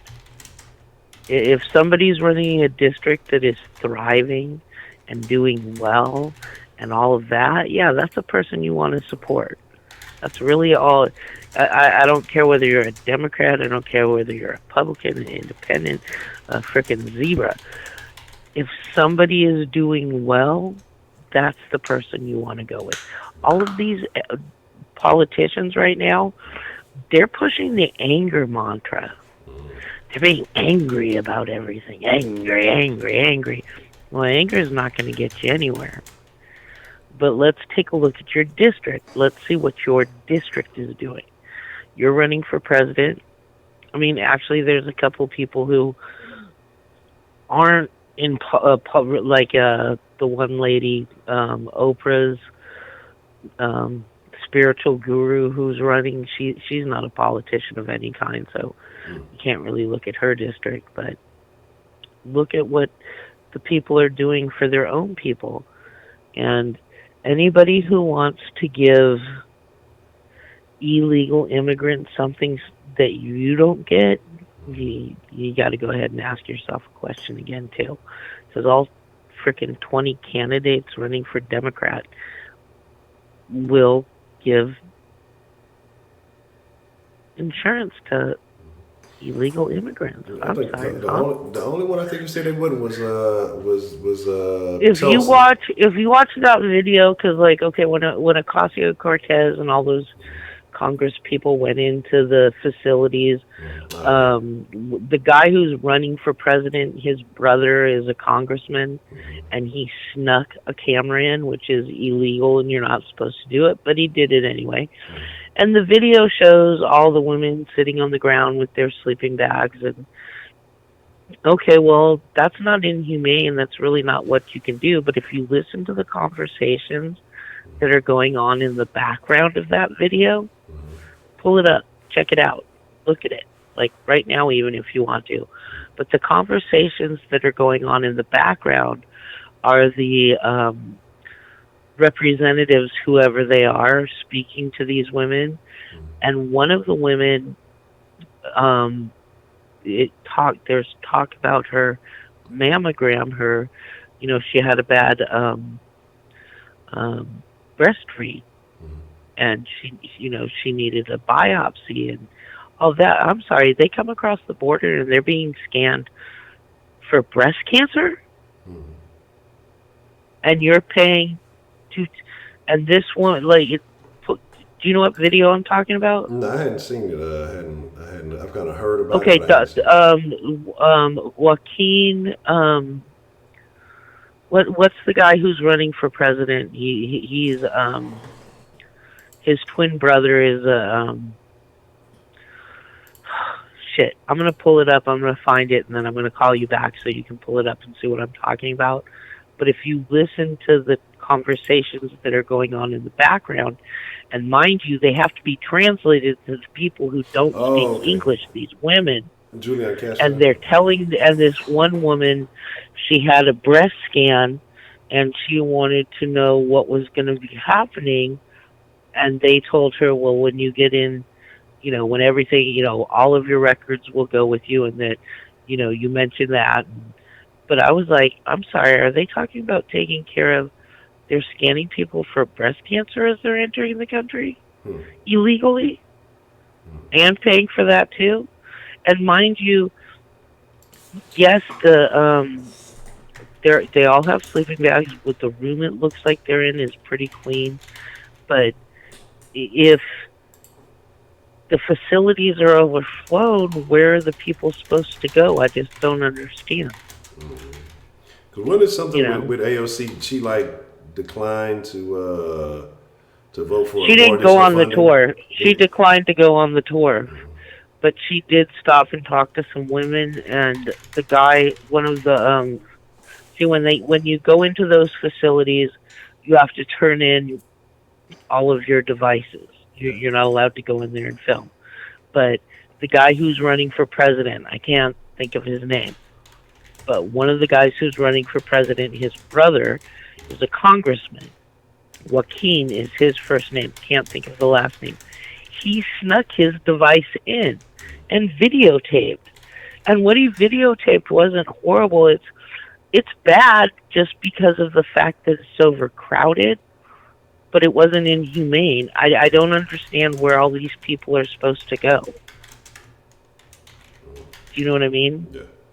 But in the conversations that were going on with the women in this holding facility was about their health and getting breast scans and things like that. So you're not going to tell me that these people are in horrible suffering situations, which when they leave here, there's a plan, there's a protocol for them.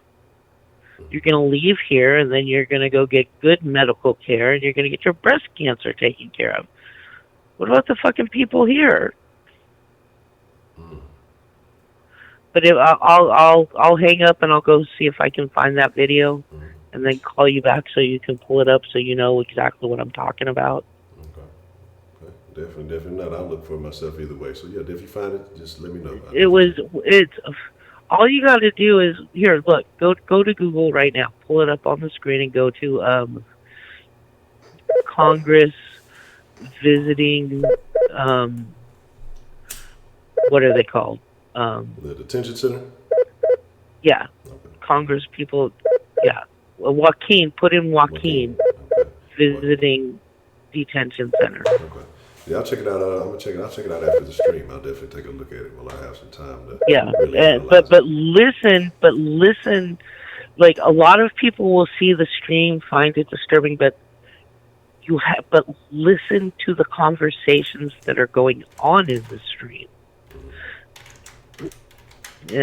But Kamala Harris, oh my gosh, people out there, she's not doing anything for California, so what do you think she's going to do anything for you? You know, that's just, I don't really know Cory Booker, but I can't imagine he's done anything for his people in his congressional, but that's what you do. You look in your congressional district, and you look and you see what the people who are running and what they've done, or what they haven't done, or how they flip-flopped. You know, because that's another thing with Kamala Harris.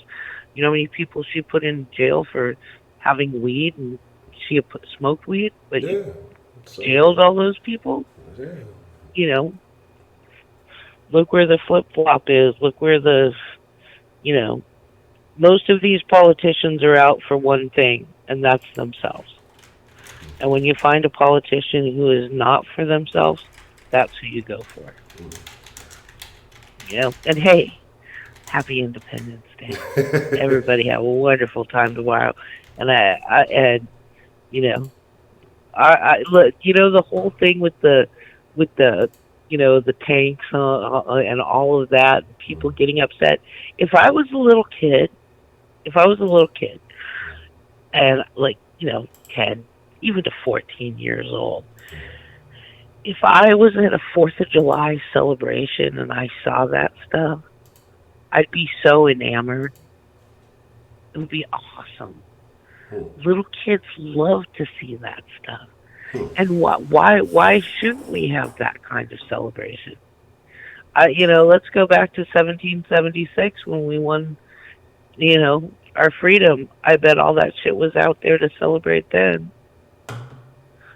You know, and as far as Colin Kaepernick, all I've got to say to that is motherfucking titty sucking two ball bitch. Let me say it a second time. Yeah, I was about to ask motherfucking. Yes. Wait, hold on. Let me say it slow for the people in the cheap seats. Motherfucking. Wait, motherfucking titty sucking. Motherfucking titty sucking. Two ball bitch. Got it? Motherfucking titty sucking two ball bitch. Pussy. That's what you are. That's fucking jackassy fucking.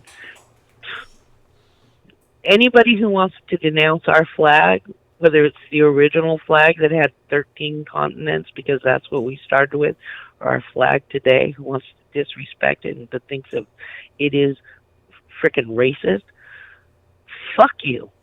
And that's all I gotta say. Happy Independence Day. Happy Independence Day to you too, Miss Studio City. Bye. Have a good evening. Yes, happy Independence Day to you all, whether you celebrate or not. I don't really celebrate shit, but I'm going to eat. And also shout out to Beyond the Funny Nigga, because I'm going to check out that cookout on his Instagram. Beyond the Funny Nigga definitely has some hilarious stuff going on.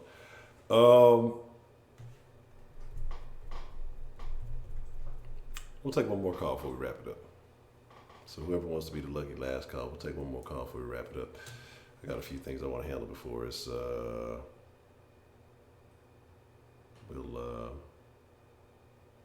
we'll get there.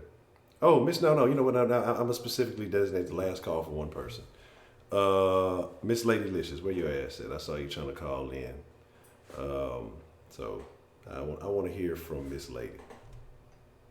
You know, me and Miss Lady generally have some pretty good calls. So where is Miss Lady Licious? That's who I want to talk to. I want to hear how she's been and what she's got going on. I don't want to talk to none of the rest of y'all. The rest of y'all are mean. The rest of y'all don't like nobody. Y'all don't want to be free. Some of y'all too independent. Miss Lady Licious is the only nice, gentle, kind soul in the den. She is an angel amongst all of you demons. Hurrah, what's the motherfucker? I've been seeing my partner Hurrah in the mix, man. Shout out to Mr. Hurrah, man. What's going on with you? You know. Oh, man. So, I want to hear it.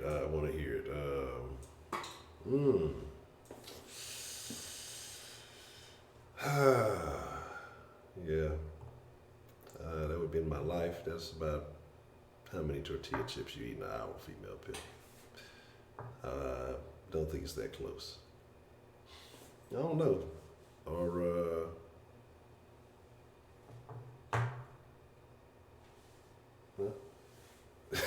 I'm saying, oh, not so, man. You know, it's just nothing but love. Where Miss Lady? I'm trying to give Miss Lady some love. Like, y'all know me. I fuck around and call Miss Lady. I ain't gonna do it like that.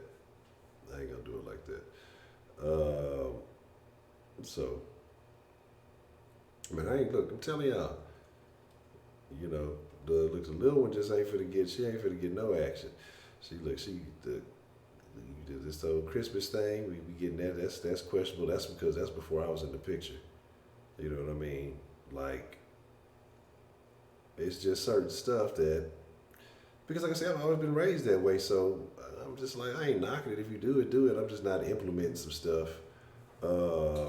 Yeah, lady list is out of there.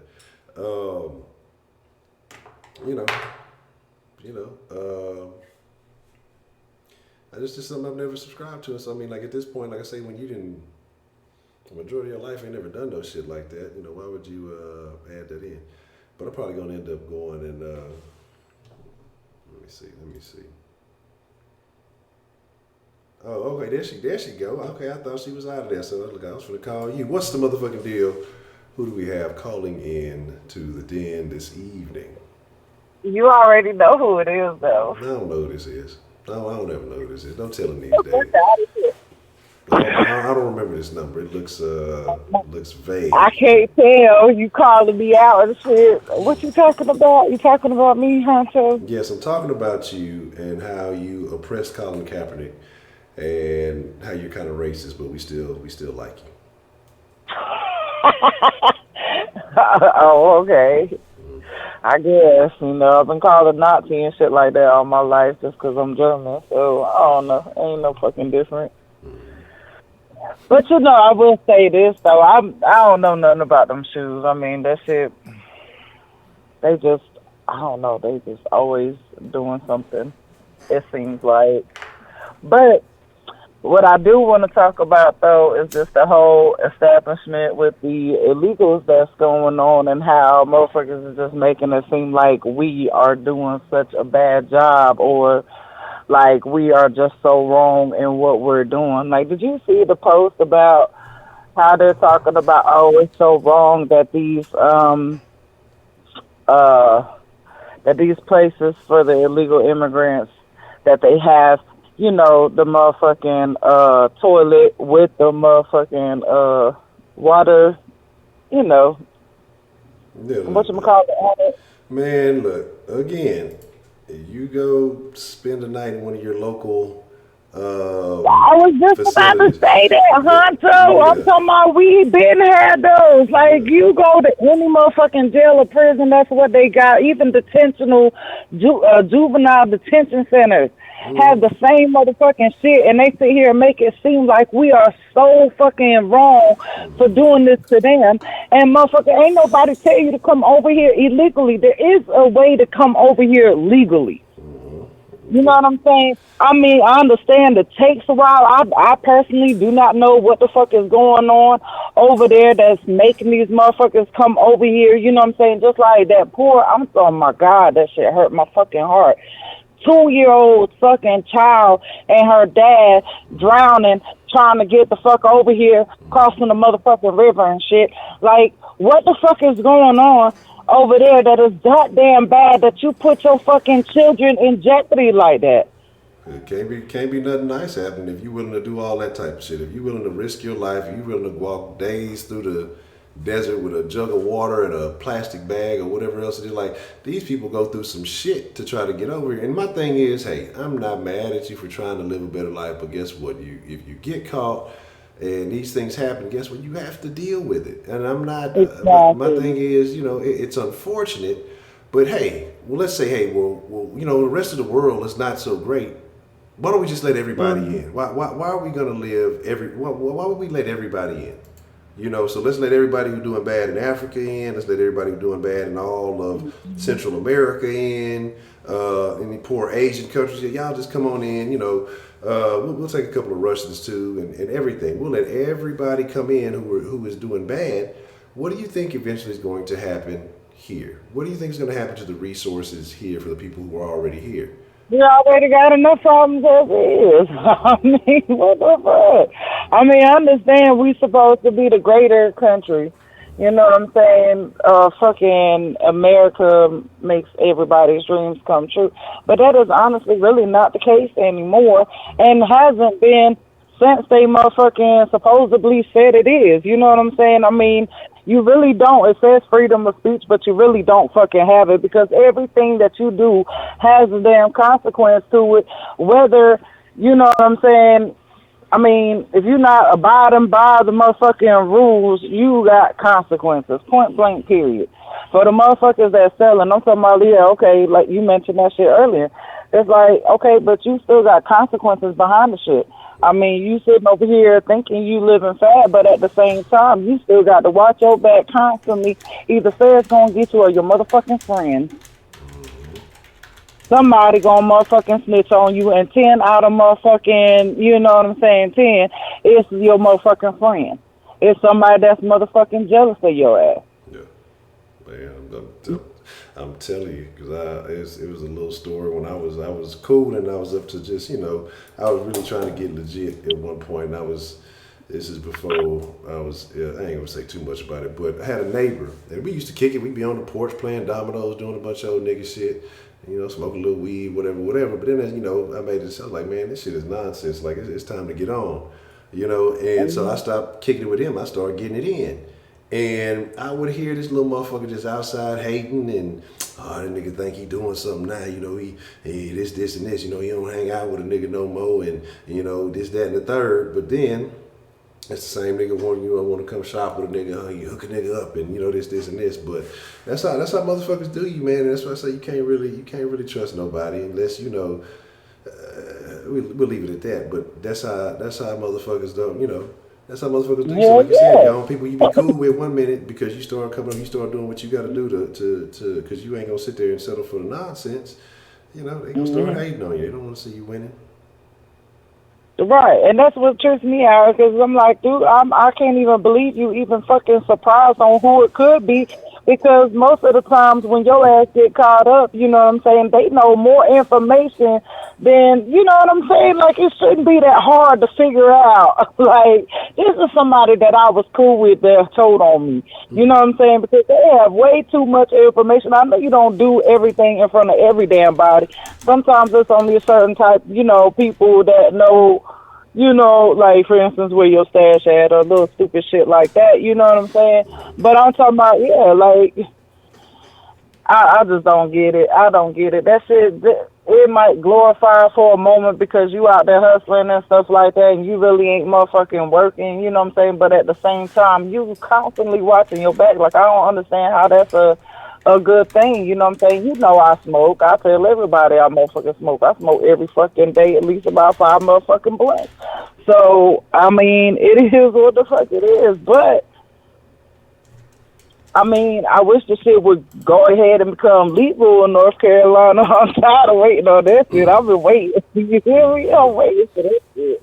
But it is what it is. I mean, I'm doing it illegally too. So if my ass get caught up, it ain't nobody's fault but fucking mine.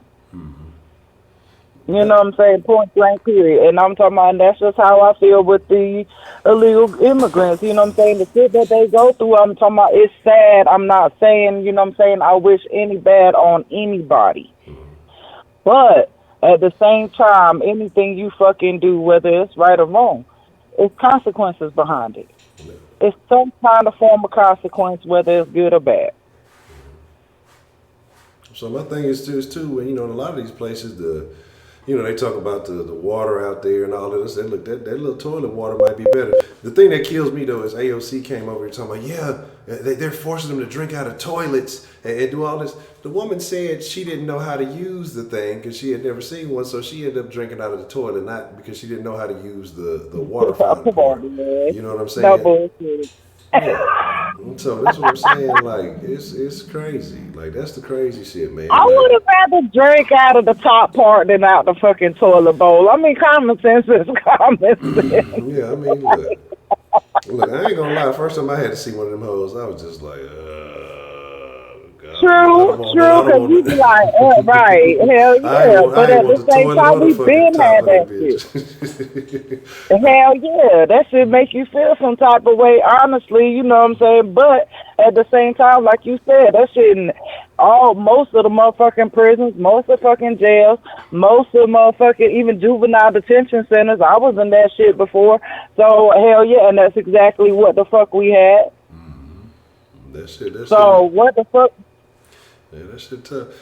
It's unfortunate. It's unfortunate, but I mean, come on. If you're in a situation where you have, and it may not be the best, but you have shelter, you have food, you have, access to drinking water and things like that. The situation I'm not gonna say may be better, but if you're willing to risk it all for something, I mean, I don't know, but I saw 335 say a lot of them are promised that they're just gonna get all these things when they come here. But shit, that shit is damn near about to be true if you let some of these Democrats in, because they talking about give them everything. They talking about shit. Hey, we'll give everything for free. We're gonna give them the health insurance. We're gonna give them the just basically. Yeah, see, that's bullshit because half of us can't even get goddamn health insurance. Half of us can't even motherfucking get food stamps. You know what I'm saying? But motherfuckers that don't even have a social security card damn sure got some goddamn food stamps. That shit be pissing me the fuck off. Man, but the real question is, are they selling these food stamps at the appropriate rate? Because if they not 50 cents on the dollar, I ain't fucking with them. Now, if they're illegal food stamps, those go for 30 cents on the dollar. That's a different price rate because these ain't even real American food stamps. So I want a discount on these hoes. You know what I'm talking about? Okay. Yeah, you used to be a bar, I know I used to get double for what the fuck I paid. If I give you $20, motherfucker, I get $40 of food stamps. These motherfuckers now talking about, oh, nah, we only do like $5 up, or it's the exact thing now. I'm like, well, fuck you, yeah. With the wrong motherfucker. That's how you know. That's how you know the economy fucked up. Niggas can't even give you the food stamp deal. Man, that's tough, man. Yeah, hell yeah. But I tell you what, though, I like the fact that some of them, I don't know if it started everywhere like that, but I know here with the food stamp thing, you know what I'm saying, you got to get piss test before you can even get it. Oh, word? Yep. Okay. Well, I think it's good.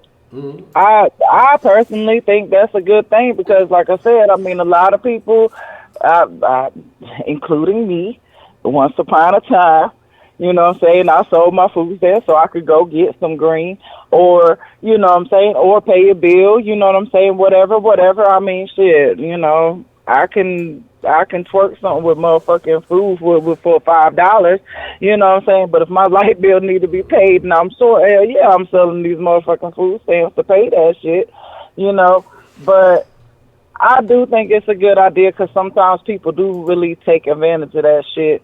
You know what I'm saying, to the fullest. Like, I noticed one chick that I was buying food stamps from, this bitch had $3,000 on her goddamn food stamp card because she never fucking used it. And I'm like, how the fuck are you even on food stamps? Because I know when I was on food stamps, I used every bit of that motherfucking shit every time I got it for that motherfucking month, and it wouldn't even be enough. And did you saving up on motherfucking food stamps? You got $3,000 worth of fucking food stamps on your card? That's tough. Because you don't need it?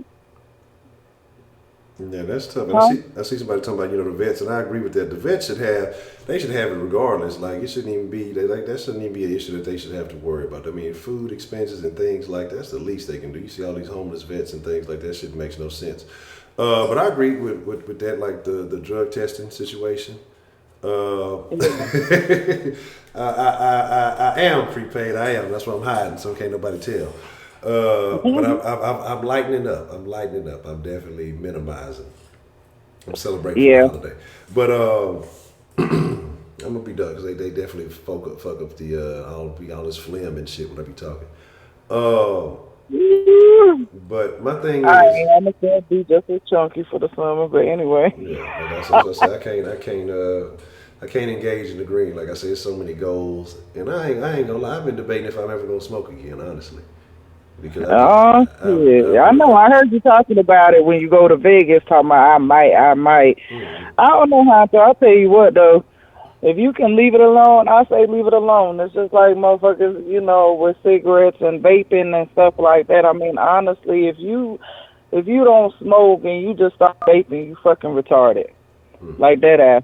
That's how I feel. Leave the shit alone. Like, I don't even understand. Why would you know what I'm saying? If you good without it, like me, I don't feel like I'm good without it. You know what I'm saying? I'm not it is a mind thing. I do understand that, but I'm not ready for it because I feel like, you know what I'm saying, if I don't goddamn smoke at night, I'm not going to sleep. You know what I'm saying? I have this whole insomnia bullshit going on for these late shifts and shit like that. Like when I get home, even when you get off, I'm still up till about 4, 5, 6 o'clock in the morning. Then I sleep till like 11, and then I got to be back at work at 5. So, this is every motherfucking day for me, even when I'm off. Like, I cannot go to sleep. Like, I have to be high and that fucking out of it for me to damn go to sleep. So that's what I do. But, that's me. That's my excuse. And it is an excuse. But I'm talking about if you don't do that shit, leave that shit alone. I gotta find some kind of fix, though, because like I say, this shit here, it really just be for the smoke. Like I have I don't call it a fixation or whatever, but it is what it is. I really don't drink like that. But I don't know, maybe I just gotta be, what they call this shit, straight edge. You don't drink, don't smoke, just be weird, I guess. I don't know how that shit work. Yeah. I mean, you can do what you want. You a grown ass man. You know what I'm saying? You who you are, and you can do what the hell you want to do. But it's just like, with them blacks, I was like, damn, when I first started watching your show, I ain't never seen you smoke nothing. You know what I'm saying? And now that you smoking blacks, it's like, damn. I smoke cigarettes, but I'm looking at you like, damn, why are you fucking with that shit? You know what I'm saying? They're terrible. I mean, I try. I don't inhale, but it's just like, I don't know. It's just something to do because, like I say, probably before when I wasn't smoking nothing, it was a while. I wasn't smoking nothing. I would like chew on straws real bad. Just like it's just something. My husband did the same thing. He quit cigarettes, went to blacks, and now he just chew on the tips all the time. Like. He'll smoke the blacks, but he'll chew on the motherfuckers. He be like, make sure you get the plastic. Can't fuck with the wood. You can't chew on that shit. Yeah. I'm like, oh my god. I don't even understand. Yeah, I'm eventually just let it all go. But like I said, I just it may be like it just the reefer will be an occasional thing. Because it to me the daily thing is probably out, but. It's easy to say that now that you fire up a couple. I'm gonna fire up another one. I think just save it for special occasions, vacations, and things of that nature. Don't. Trust me, I understand. It's all about habit. Straight up. Shit, I got some gum too. What you mean? Look. Orbit don't sponsor me, so I can't show that shit. But yeah, But no, hell no. I tried dipping one time. That shit was disgusting. I'm talking about, matter of fact, I want to say that was before the Tulane game. We was in this bitch playing fucking NCAA, and I took a fucking dip. The goddamn crazy white boys was, oh, take a dip, man, it ain't so bad. Man, that shit had me sick. I'm damn near dizzy. I'm like, this is what the fuck y'all niggas be doing all that. That's why y'all ain't got no motherfucking sense. Like, y'all be on this fucking dip. Like, chew is one thing. Chew is just nasty. But dip is a whole different thing. I know. And so many people do that shit now. And I'm like, what the fuck? Even females dipping and shit now. And I'm just like, ugh. Did you not? I know I went there and shit. I ain't that motherfucking old, but I'm talking about, I know a couple of other people. I was like, do you know what that shit make your motherfucking mouth look like? You get motherfucking cauliflower tongue and shit like that. Motherfuckers be like, what the hell you talking about, bitch? Look it up. That shit nasty. Cigarettes already bad enough, and now you just gonna chew and hold motherfucking tobacco and shit like that, and it's a whole bunch of females, and I'm just like, man, damn, it's already bad enough, you know what I'm saying? My teeth get yellow from fucking smoking cigarettes, but hell, no. Man, have you ever been around somebody that dipped heavy and accidentally knocked over one of them cups? That they be having them cups with them, they be spitting in that fucking shit, and they be, they stay spitting. Man, that shit there is terrible, dog. Used to be in the fucking meeting rooms or the fucking, watching film or something. Motherfucker had that fucking dip cup there. And motherfucker knocked it over one time. I was like, what the fuck is going on? That shit was the worst shit, dog. It's, yeah, that's nasty.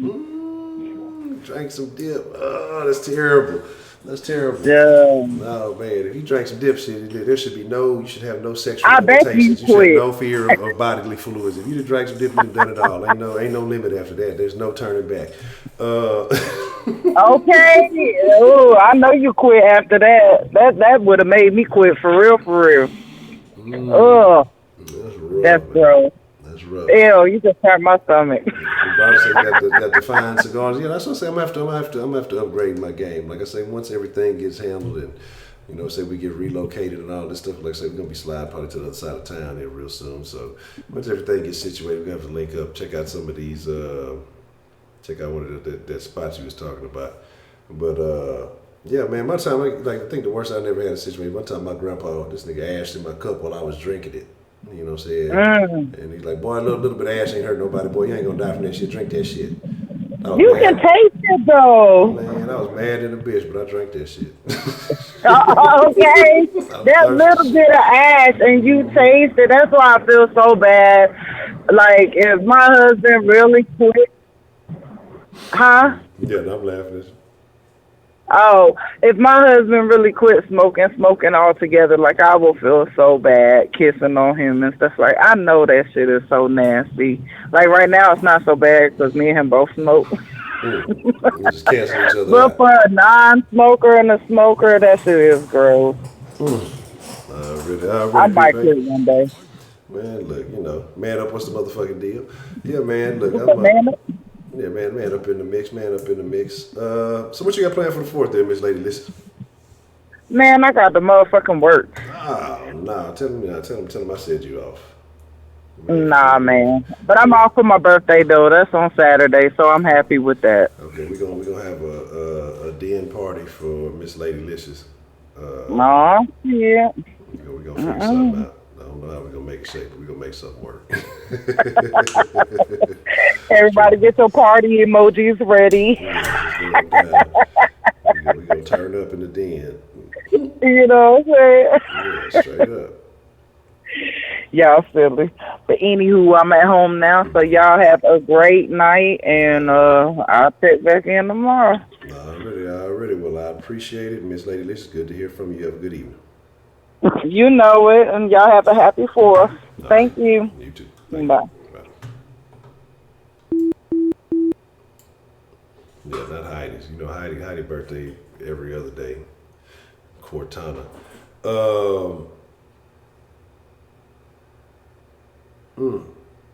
Why the man shit was doing? Because this is natural. We here to share this with y'all. But I said, Miss Lady, this would be the last. We just, I don't know, we done got random. We got to be, man, we done covered all kind of elements tonight, man. We talked about some shoes, we talked about some race, we talked about physical features, we talked about some politics, we talked about smoking habits. We have covered a ride. We had a very interesting debate between Prepaid and Trill. Dan the Man called in with a great call. It was a pretty good night tonight. So no complaints. Oh, you out, Miss D Nelly? Well, I appreciate you coming through. But here's the deal. Again, whether we agree or disagree, I want y'all to understand. When I talked about it earlier, when I say there's no emotions with this thing, and I think it's not that, again, like I said, it's not about not being concerned, because I do, once you establish that bond, I think you have a concern for people. I do. I know a lot of people don't give a fuck. It's the world we live in. But like I said, I've learned a few things over the years. And so, and I've learned to have more compassion for people, even if I don't agree with anything that is being said. Even if we get in here, we talk shit to each other, man, I fuck with y'all. Like, I don't ever want y'all to feel like if I'm arguing with you or disagreeing with you or whatever, doesn't mean I think any less of your person, your character, you know, who you are. We're just having a disagreement on the topic at that time. That's the way I see it. Because it's about actions, it's about ideas, but it's not about hating the people. So that's what I want y'all to understand. Now, I can't speak for everybody. Some people take stuff personally, so I'm not speaking for everybody. I can only speak for myself, which is how it should be. But I want to take the time to let y'all know I appreciate all of y'all, man. I sincerely do. Perfect timing.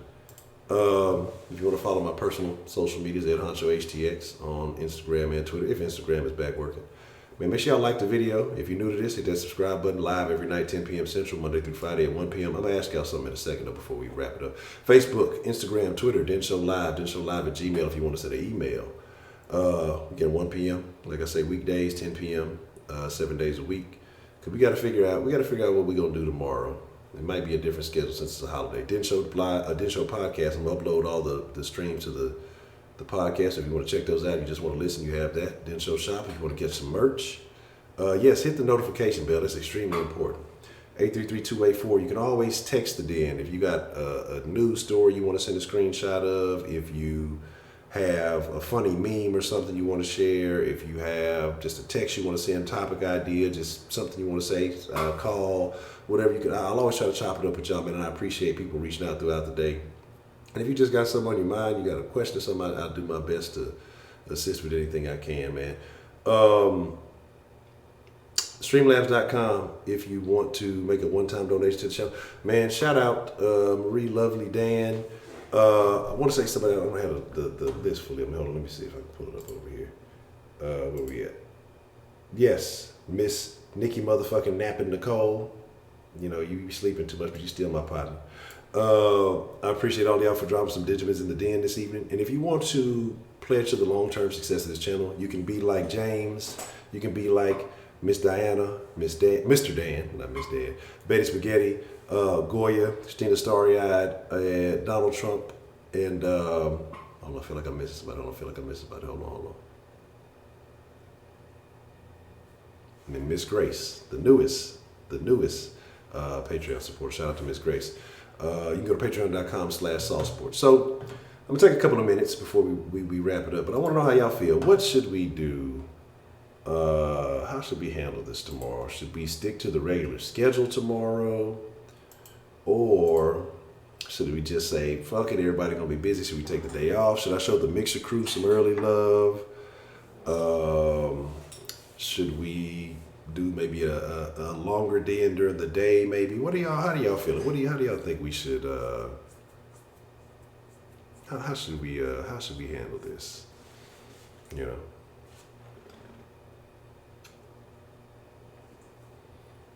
So we'll see. Bet. Yeah, because I ain't gonna lie, I've been fucking up on my diet lately. I'm finna fuck up tomorrow. But I'll have everything back right. I was thinking about it because I know I've been eating shitty. I may do a little fast after the 4th, maybe like a little 3-day fast for the weekend or something like that.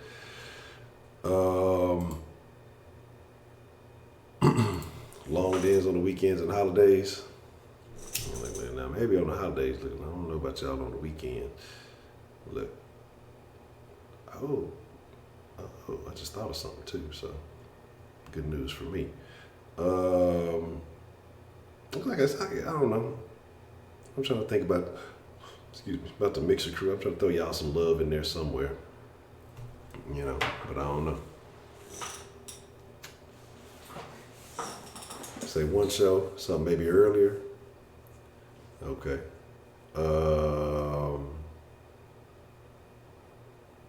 If you go cancel, I ain't gonna cancel. We gonna do something tomorrow. I don't know if we're gonna do. Like I said, I don't know exactly, but I'll make sure to put it on the Instagram and in the Facebook group. But don't worry, it ain't gonna be no canceling. And that's what I'm trying to think. I'm trying to think if we're gonna have a lighthearted. If we're gonna do something for the holidays, it's gonna be something lighthearted, something upbeat. We ain't. You know, we've been having some of the tougher conversations this week, and so we'll definitely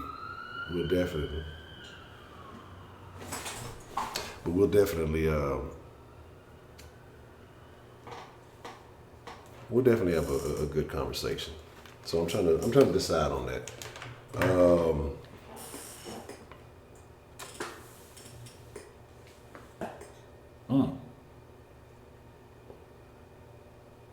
Are they barefooted because Nike didn't release the shoes that they wanted? Is that why they're barefooted? Had a bunchies now. Talk about food. Look, I I know I'm finna eat good. Everything prep. I'm finna eat good tomorrow. I hope y'all are doing the same.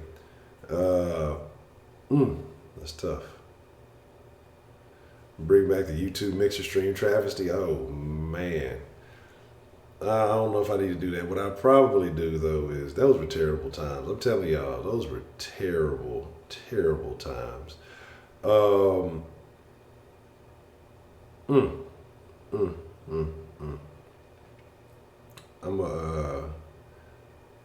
matter of fact, when you get a chance, 325, shoot me an email. Shoot me an email. I got something for you.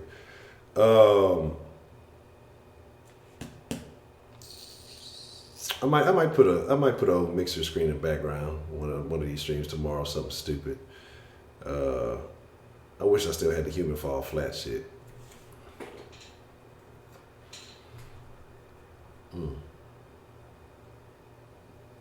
Oh yeah, I'll definitely check that out.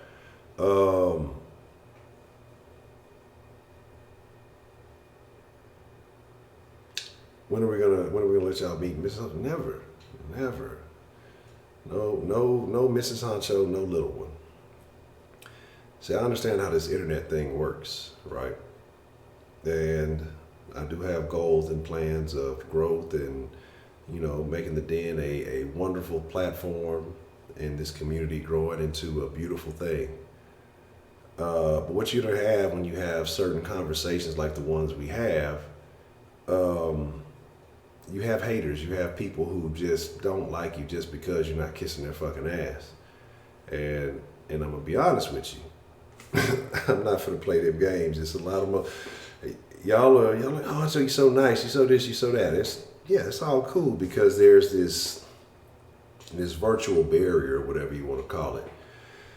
And motherfuckers come with that threat. I don't even care about no docs and shit because it's all about how you play this game. So, try that if you want to, if you think that's going to work. But as far as, motherfuckers start trying to play your games with your family and shit like that, people don't realize people are a lot easier to get a hold of than you think. And I'm not going to be one to play that type of shit. You know what I'm saying? And it's so, to me, I'm going to leave it just like that. And I chopped it up with her about it. I tell the little one the same thing. Like, it ain't nothing personal. I ain't hiding from nothing. It's just the smart thing to do because I'm not wanting to play with that shit. Like, it'll be Honcho catches a case, Honcho solitary confinement, some other goofy ass shit. You know what I'm saying? So it is what it is. I just leave it just like that. So, unfortunately, or fortunately, depending on how you look at it, you won't ever see a little one or Lady Honcho on the streams. So there's that. And that's why I don't even post, like if you notice on my main socials, I don't ever post them. You ain't gonna see nothing like that. So that's just kind of how I operate. What you talking about? I ain't ignore you, Miss Me. You know what I'm saying? I would never do such a thing as long as you sit your ass down. But so we'll figure it out. A pistachio loan. I'm gonna put some interest on this shit, but I got you.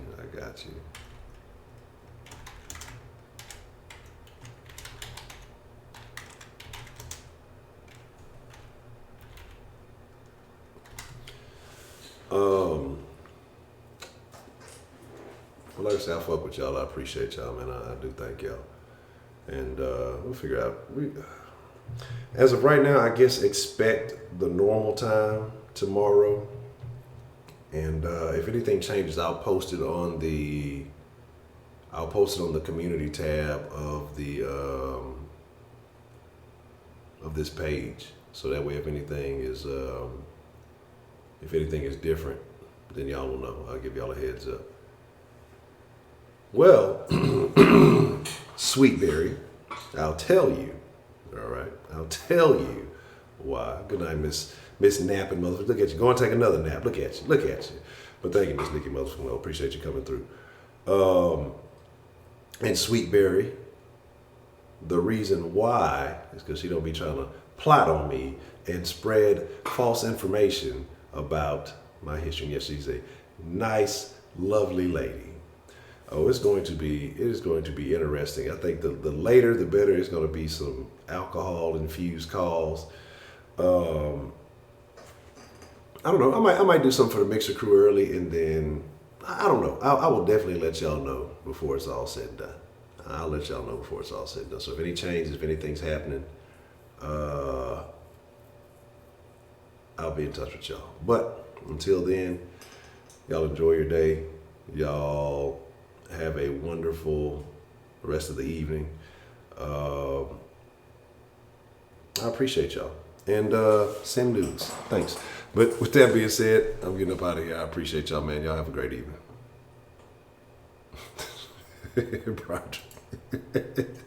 Roger gonna press on you. Now you gotta remember now, only one that was a loan. You know, I'm gonna need them stachios back. You know what I'm saying? You know, hey, can you put something on? You know how niggas will do you. They'll loan you something, they ask you for it back tomorrow. You look, hey, you got something on that? You got some on them pistachios I let you yesterday? You know, I need that.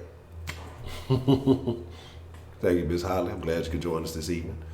Shout out to everybody except for Heidi. Heidi, terrible show today, Heidi. You just didn't perform up to par. Where's the Shakal when you need him? You know, he really needs to handle this Heidi situation because I am disappointed. All right, I'm out.